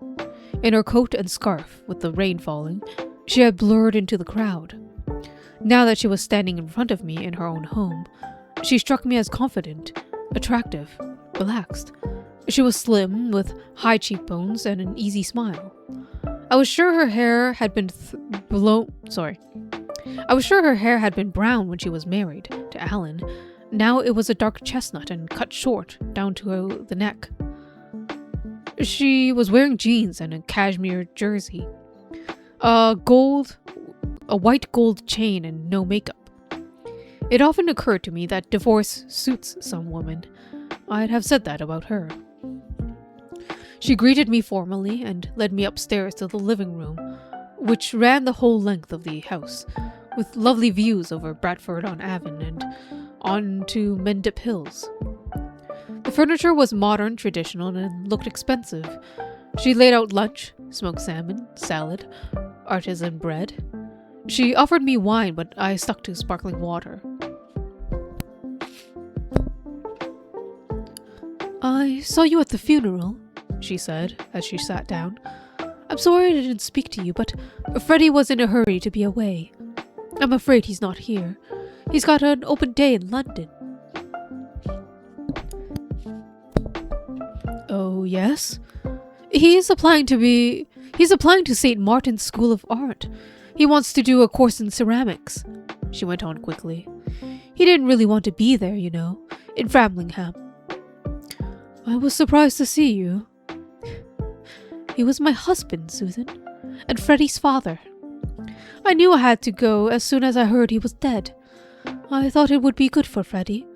He was quite badly hurt by what happened, more than me, I'd say. I thought it might have been some sort of closure. Did it? Not really. He complained all the way there and had nothing to say on the way back. He was plugged into his iPad. Still, I'm glad we went. It felt like the right thing to do. Melissa, this was a bit difficult. This was the difficult bit. I wanted to ask about you and Alan. There are some things I'm struggling to understand. I did wonder why you'd come all this way. On the telephone, I told her that I was searching for the missing chapters, and that I was trying to work out why Alan had killed himself. She hadn't needed any more explanation than that, and I certainly wasn't going to mention the fact that he might have been murdered. I don't want to embarrass you, I said. You can ask me anything you want, Susan, she smiled. We'd been apart for 6 years when he died, and I don't feel embarrassed about what happened. Why should I? Of course, it was very difficult at that time. I really loved Alan, and I didn't want to lose him, but it's odd. Are you married? No. When your husband leaves you for another man, it sort of helps. I think I'd have been angrier if it'd been a younger woman. When he told me about James, I saw it as his problem, if it was a problem. I couldn't blame myself if that was the way he felt. Do you have any inkling of it when you were married? Well, if you're talking about his sexuality, no. Not at all. Freddie was born 2 years after we were married. I'd say we had a normal relationship. You said it was harder for your son. It was. Freddie was 12 when Alan had come out. And the worst thing was that the newspapers got hold of the story, and the children read about it at school. Of course, he was teased, having a gay dad. I think it would have been easier if it happened now. Things have moved on so fast. She was completely without rancor. I was surprised and made a mental note to cross her off the list I'd drawn up the day before. She explained that the divorce had been amicable, that Alan had given her everything she wanted and continued to support Freddie, even though there had been no contact between the two of them. There was a trust fund to take him through university and beyond, and as James Taylor had mentioned, he had been left money on the will. She herself had a part-time job. She was a supply teacher in nearby Warminster. But there was plenty of money in the bank. She didn't need to work. We talked a lot about Alan as a writer because that was what I had told her interested me. She had known him at the most interesting time in his career, struggling, getting punished for the first time, finding fame. Everyone at Woodbridge School knew that he wanted to be a writer, she told me. He wanted it desperately. That was all he ever talked about. I was actually going out with another one of the teachers there, but that ended when Alan came to teach at the school. Are you still in touch with Andreas? She had asked it so casually, I don't think she noticed when I froze. We talked long ago at publishing parties. I had mentioned that to her that I knew Andreas, but either I hadn't told her that we were going out together, or she'd forgotten it. Andreas? I said. Andreas Paticus. He taught Latin and Greek. He and I had a huge fling. It lasted about a year. We were crazy about each other. You know what these Mediterraneans are like. I'm afraid I treated him badly in the end. As I say, there was something about Alan that just suited me more. Andreas Paticus. My Andreas. All at once, a whole lot of things fell into place. So this was the reason why Andreas had disliked Alan, and why he resented Alan's success. It was also the reason why, on Sunday evening, he'd been so reluctant to tell me what it was that had annoyed him. How could he admit that he'd been going out with Melissa before he'd met me? What should I think about it? Should I be upset? I had inherited him secondhand. No, that was ridiculous. Andreas had been married twice. There had been plenty of other women in his life. I knew that. But Melissa? I found myself looking at her in a completely different light. She was definitely much less attractive than I had thought. Too thin, boyish even. Better suited to Alan than to Andreas. She hadn't stopped talking. She was still telling me about Alan. I absolutely loved the books. I found him fascinating. I'd never met anyone so driven. He was always talking about stories and ideas, the books he'd read and the books he wanted to write. He'd done a course in East Anglia University, and he was certain it was going to help him break through. It wasn't enough for him to be published. He wanted to be famous, but it took a lot longer than he expected. I was with him throughout the whole process, writing the books, finishing them, and then the horrible disappointment when nobody was interested. You have no idea what it's like, Susan, being rejected. Those letters had turned up in the post with 6 or 7 lines dismissing the work of a whole year. Well, I suppose you're the one who writes them. But to spend all the time writing something only to find nobody wants it, it's horribly destructive.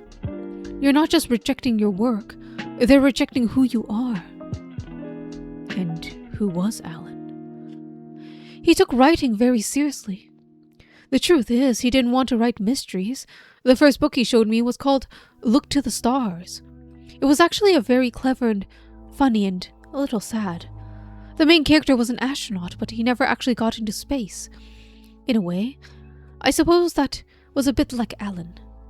Then there was a book set in the south of France. He said it was inspired by Henry James, The Turn of the Screw. It took him 3 years to finish, but again, no one was interested. I couldn't understand it because I loved his writing, and I completely believed in it. And what makes me angry is that, in the end, I was the one who spoiled it all. I poured myself more sparkling water. I was still thinking about Andreas. What do you mean? I asked. Atticus Pund was my idea. No, really, it was. You've got to understand that Alan wanted more than anything to be published, to be recognized. It killed him to be stuck in a boring independent school in the middle of nowhere, teaching a bunch of kids that didn't even like, and who would forget him the moment they moved on to university. And one day, we'd just been to a bookshop. I suggested that he should write something simpler, more popular. He was always great at puzzles, crosswords, and things like that. He had a fascination with tricks and trompe-l'oeils. I told him he should write a whodunit. It seemed to me that there were writers out there who were earning thousands, millions of pounds from books that weren't half as good as his. It would only take him a few months. It might be fun. And if it was a success, he could leave Woodbridge and become a full-time writer, which is what he really wanted. I actually helped him write Atticus...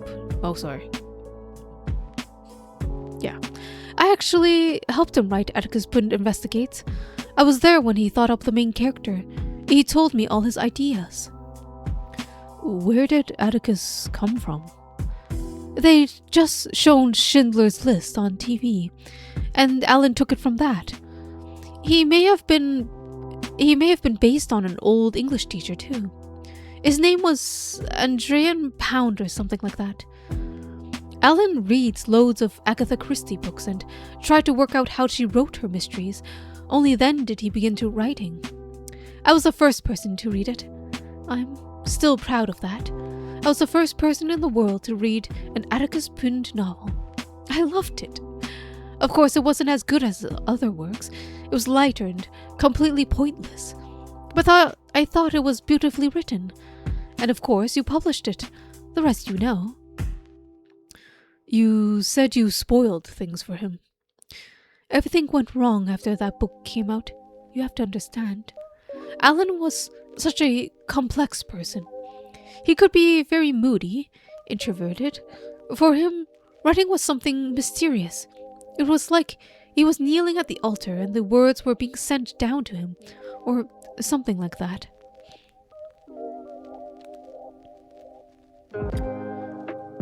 There were writers that he admired, and more than anything in the world, he always dreamed of being like them. What writers? Well, Salman Rushdie, for one, Martin Amis, David Mitchell, and Will Shelf.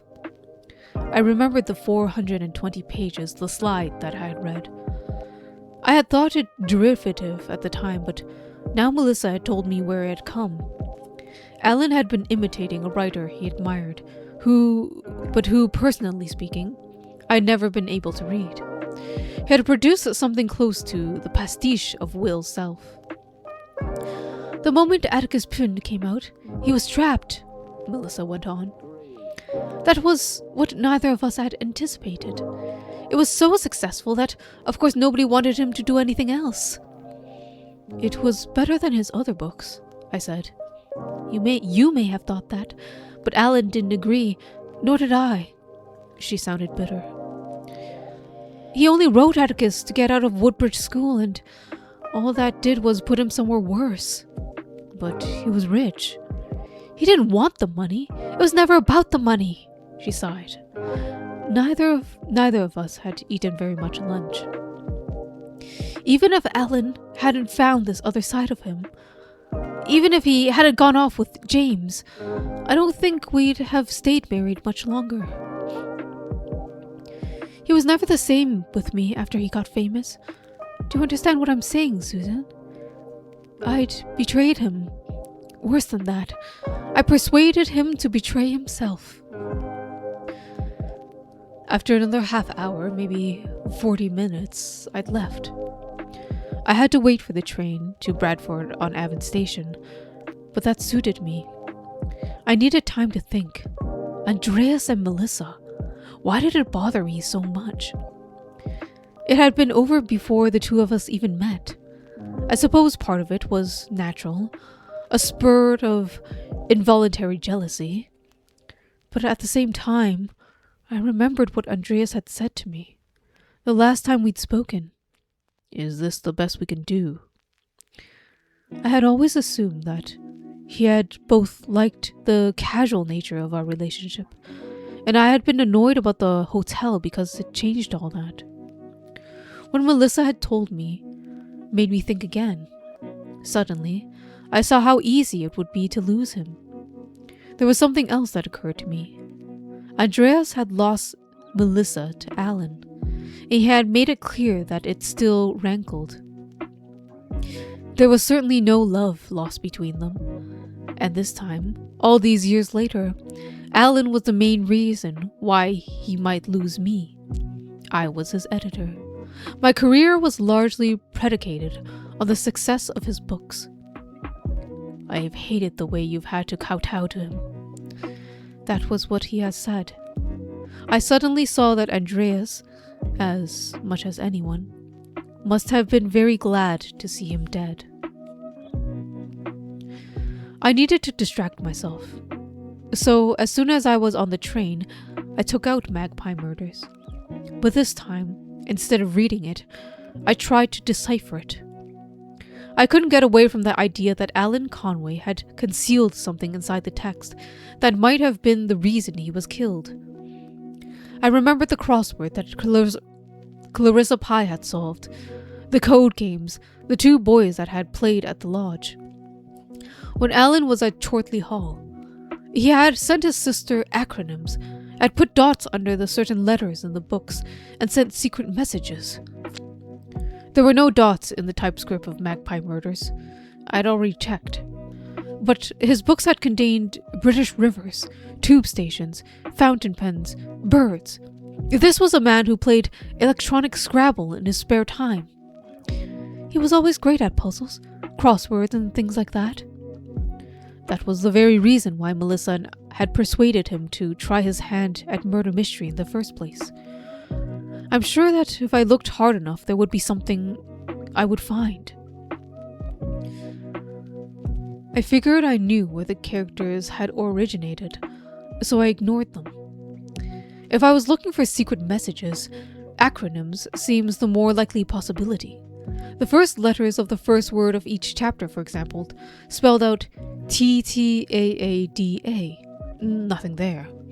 When I tried the first 10 sentences, which began TTTBHTI, and the first letters of each word of each section, TSDW, I didn't need to continue. That didn't mean anything either. I looked at the title of the book. Magpie Murders could be arranged to make Reared Pig Mums, Reread Smug Imp, Premium Grades, and many more. It was a puerile activity. I wasn't expecting to find anything really.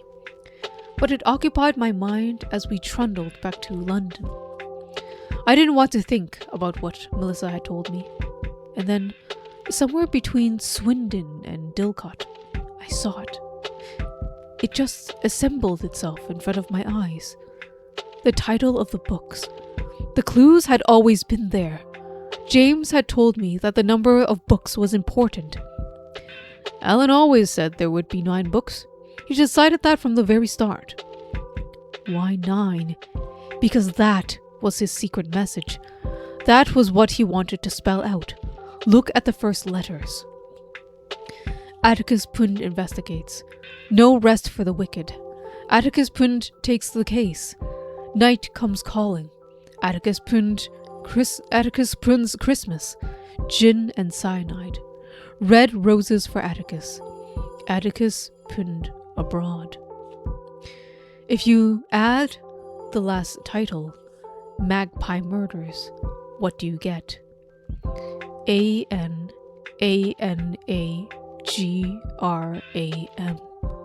An anagram.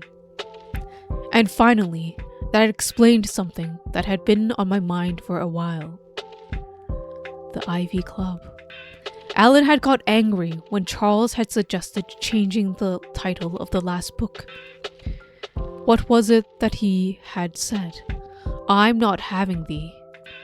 That was the moment when Donald Lay dropped the plates.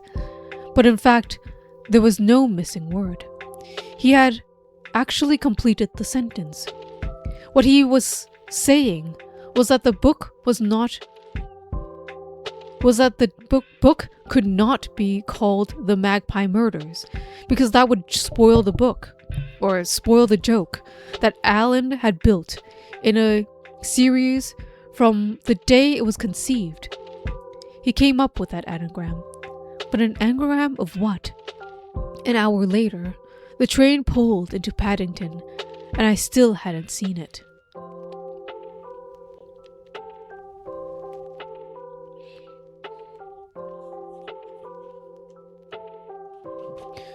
Paddington Station.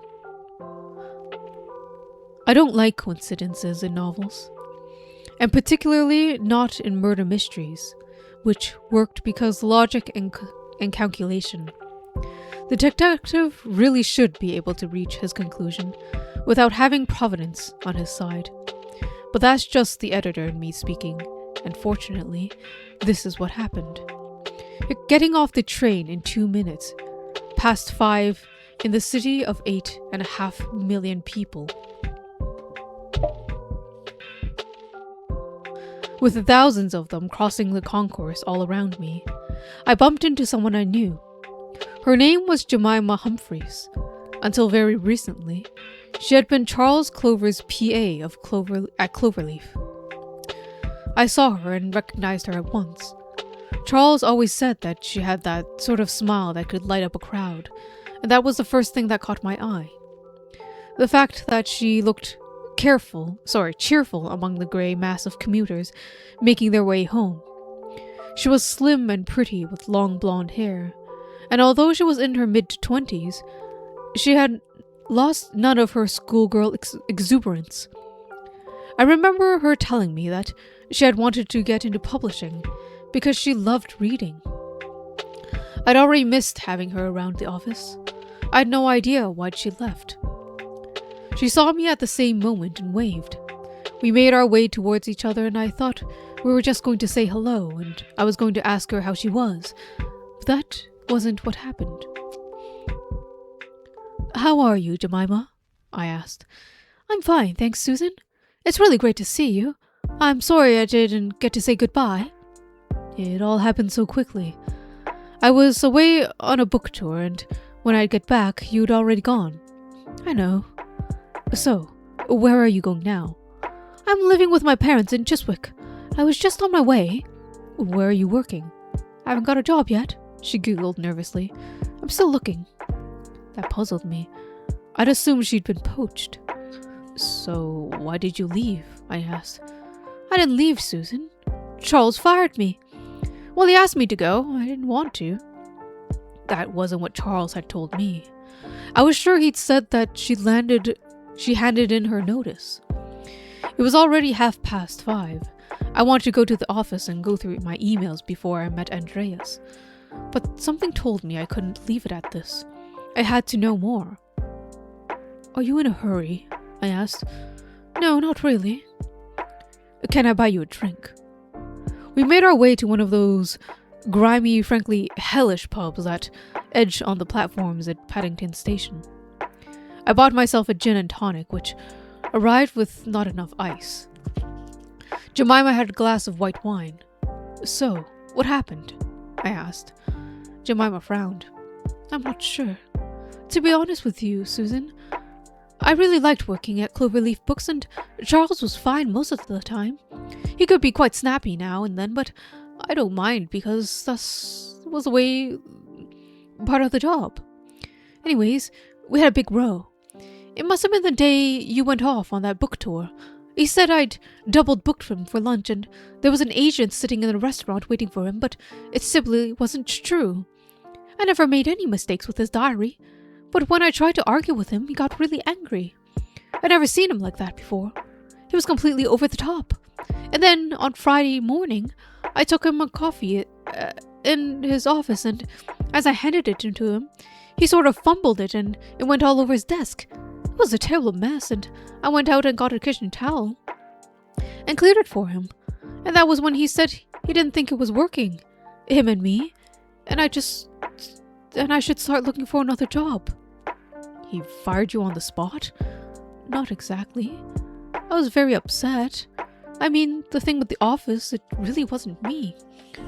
I was going to put it on his desk, like I always did, but he reached out to take it and it knocked it out of my hand. And it wasn't as if I'd made loads of mistakes. I'd been with him for a year and everything had gone right. We had a long talk, and I think it was me who said to him that it would be better if I went straight away. And he said he'd pay me a month's salary, so that was it. He said he'd given me a good reference, and if anyone asked, I hadn't been fired. I decided to just leave."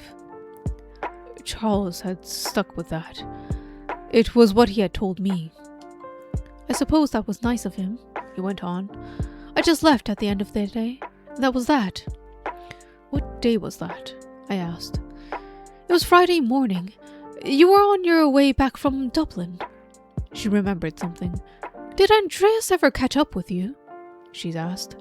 "I'm sorry?" I could feel my head spinning. It was the second time that Andreas had been mentioned today. Melissa had suddenly dragged him into the conversation, and now Jemima had done the same.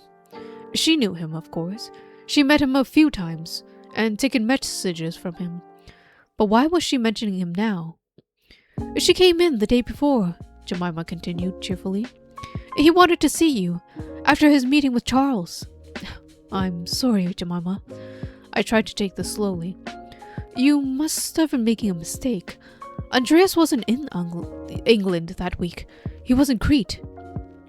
He did look very tanned, but I'm not making a mistake. It was a horrible week for me, and I sort of remembered everything that happened. He came in on Thursday at about 3 o'clock. And he saw Charles? That's right. She looked perplexed. I hope I haven't done something wrong. He didn't say not to tell you. But he hadn't told me himself. Quite the opposite. We'd had our big reunion dinner, and he said he was in Crete. I wanted to leave Andreas out of this. I went back to Charles. There's no way he'd want to lose you, I said. I wasn't really talking to her. I was talking to myself, trying to work it out. And it was true. I could easily see Charles losing his temper in a way she'd describe, but not with her. Jemima had been his third secretary in as many years as I'd known he liked her. Wait.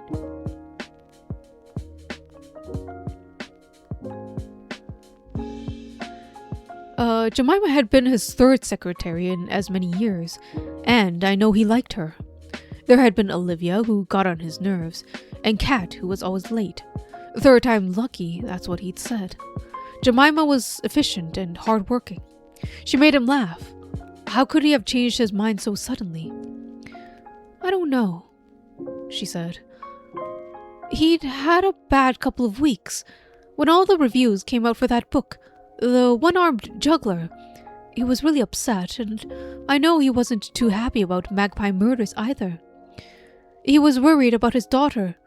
Honestly, Susan, I was doing everything I could help, but he just needed someone to shout at, and I was the one who happened to be in the room. Did Laura have her baby? Yes, I said. Actually, I didn't know. I haven't heard of if it's a boy or a girl. Well, send good wishes from me. We talked a little more. Jemima was working part-time, helping her mother, who was a solicitor. She was thinking about spending the winter in Verbier. She was a keen snowboarder, and thought she could get work as a chalet girl. But I didn't really listen to what she was saying. I wanted to telephone Andreas. I wanted to know why he had lied to me. It was just as we were separating that another thought struck me. I was replaying something she had said to me. You mentioned that Charles wasn't happy with Magpie Murders, I'd said. What was the problem? I don't know. He didn't say, but he was definitely upset about something. I thought maybe it wasn't any good. But he hadn't read it yet. Hadn't he? She sounded surprised. She was anxious to be on her way, but I stopped her. None of this was making any sense. Ellen had delivered the new book to Charles at the Ivy Club on Thursday, the 27th of August. The same day, it turned out, Andreas had visited him at Cloverleaf Books. I'd got back on the 28th and had found a copy of the manuscript waiting for me. We had both read it over the weekend, the same weekend that Ellen died. So what could Charles have been unhappy about? Charles was given the book just before you left. No, that's not true. It came in the post. When? On Tuesday. How do you know? I opened it. I stared at her. Did you see the title? Yes, it was on the front page. Was the book complete? That confused her. I don't know, Susan. I just gave it to Charles. He was very pleased to have it, but he didn't say anything afterwards. And anyways, a few days later the coffee thing happened, and that was that. There were people swirling past. A voice boomed out over the tannoys, announcing the departure of a train. I thanked Jemima, gave her a brief hug, and hurried off to find a taxi. Oh my god. The mystery. Holy shit. things really are ramping up in the last 100 pages. There's definitely... Oh no, everything is pointing to her boyfriend and her previous boss. That's why they're so... That's why her boyfriend, maybe fiance, wants to leave the country, and boss is also quitting his job and leaving too. Oh dear.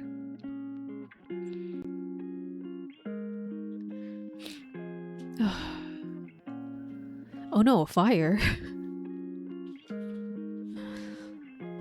That's how I feel about this book right now. Everything's on fire. Alright. I think 2 more reads of this book and and everything would be done. Or what do you say? What do you say I have a stream of just reading? Would that be okay? I really want to finish this book, and we're finally getting to the end of it, and that's the exciting part, and I want to read it all at once. I kind of want to do that. Just reading. Yes?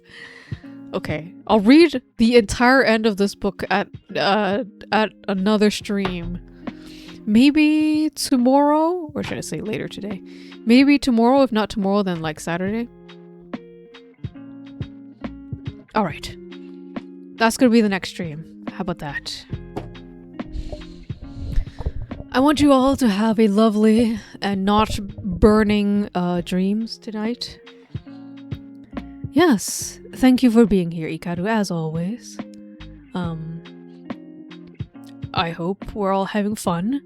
We had a lot of twists and turns in game today, and we're having a lot of twists and turns in this book. Oh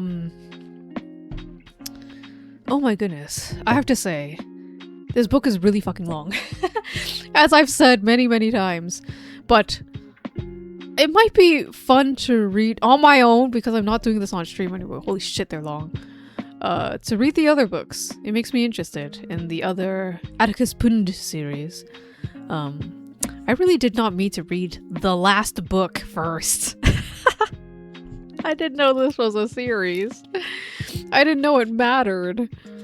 But yeah, that's pretty fun. I wonder if anybody noticed before this book that the Atticus Pund series, the titles spelled out an anagram. Because that's pretty fun.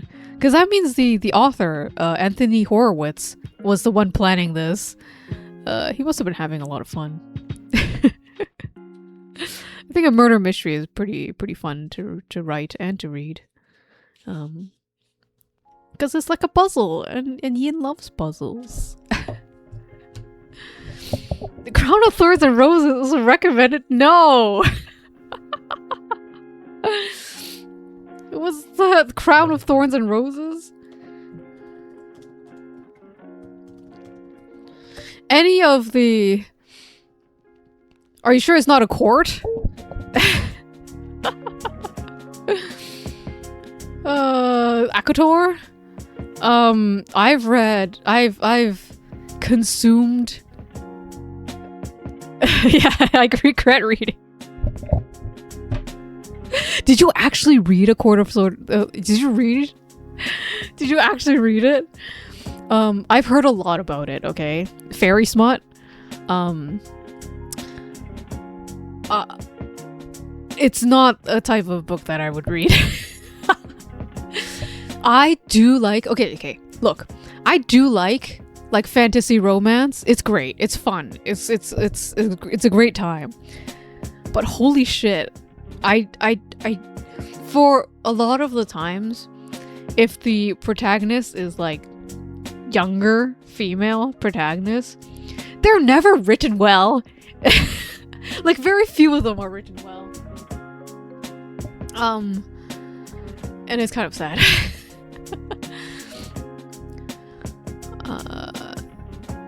I asked them for first-person fantasy and they gave me smut for I want something first-person research and they gave me erotic for. Yeah, that was definitely a a troll choice that they gave you. Of course, there are people who like there's a ton of people like who actually like the novels, obviously, like in truth, but it's just not my cup of tea. I've listened for fun. It's very fun to listen to like YouTubers summarize it while shitting on it. It's a lot of fun. Because it's very like it's very tropey, and it's like yeah. But so the best prank someone's ever done to you, did you not like stop midway and think like, what the fuck is this? You had to read it all the way through. I bought it and had to finish it as returning it was a pain. Yeah, somebody did you dirty, man. Somebody did you dirty. It's so funny. Oh gosh, you trusted them and did zero research. That's too funny. I'm sorry. I laugh on your at your expense.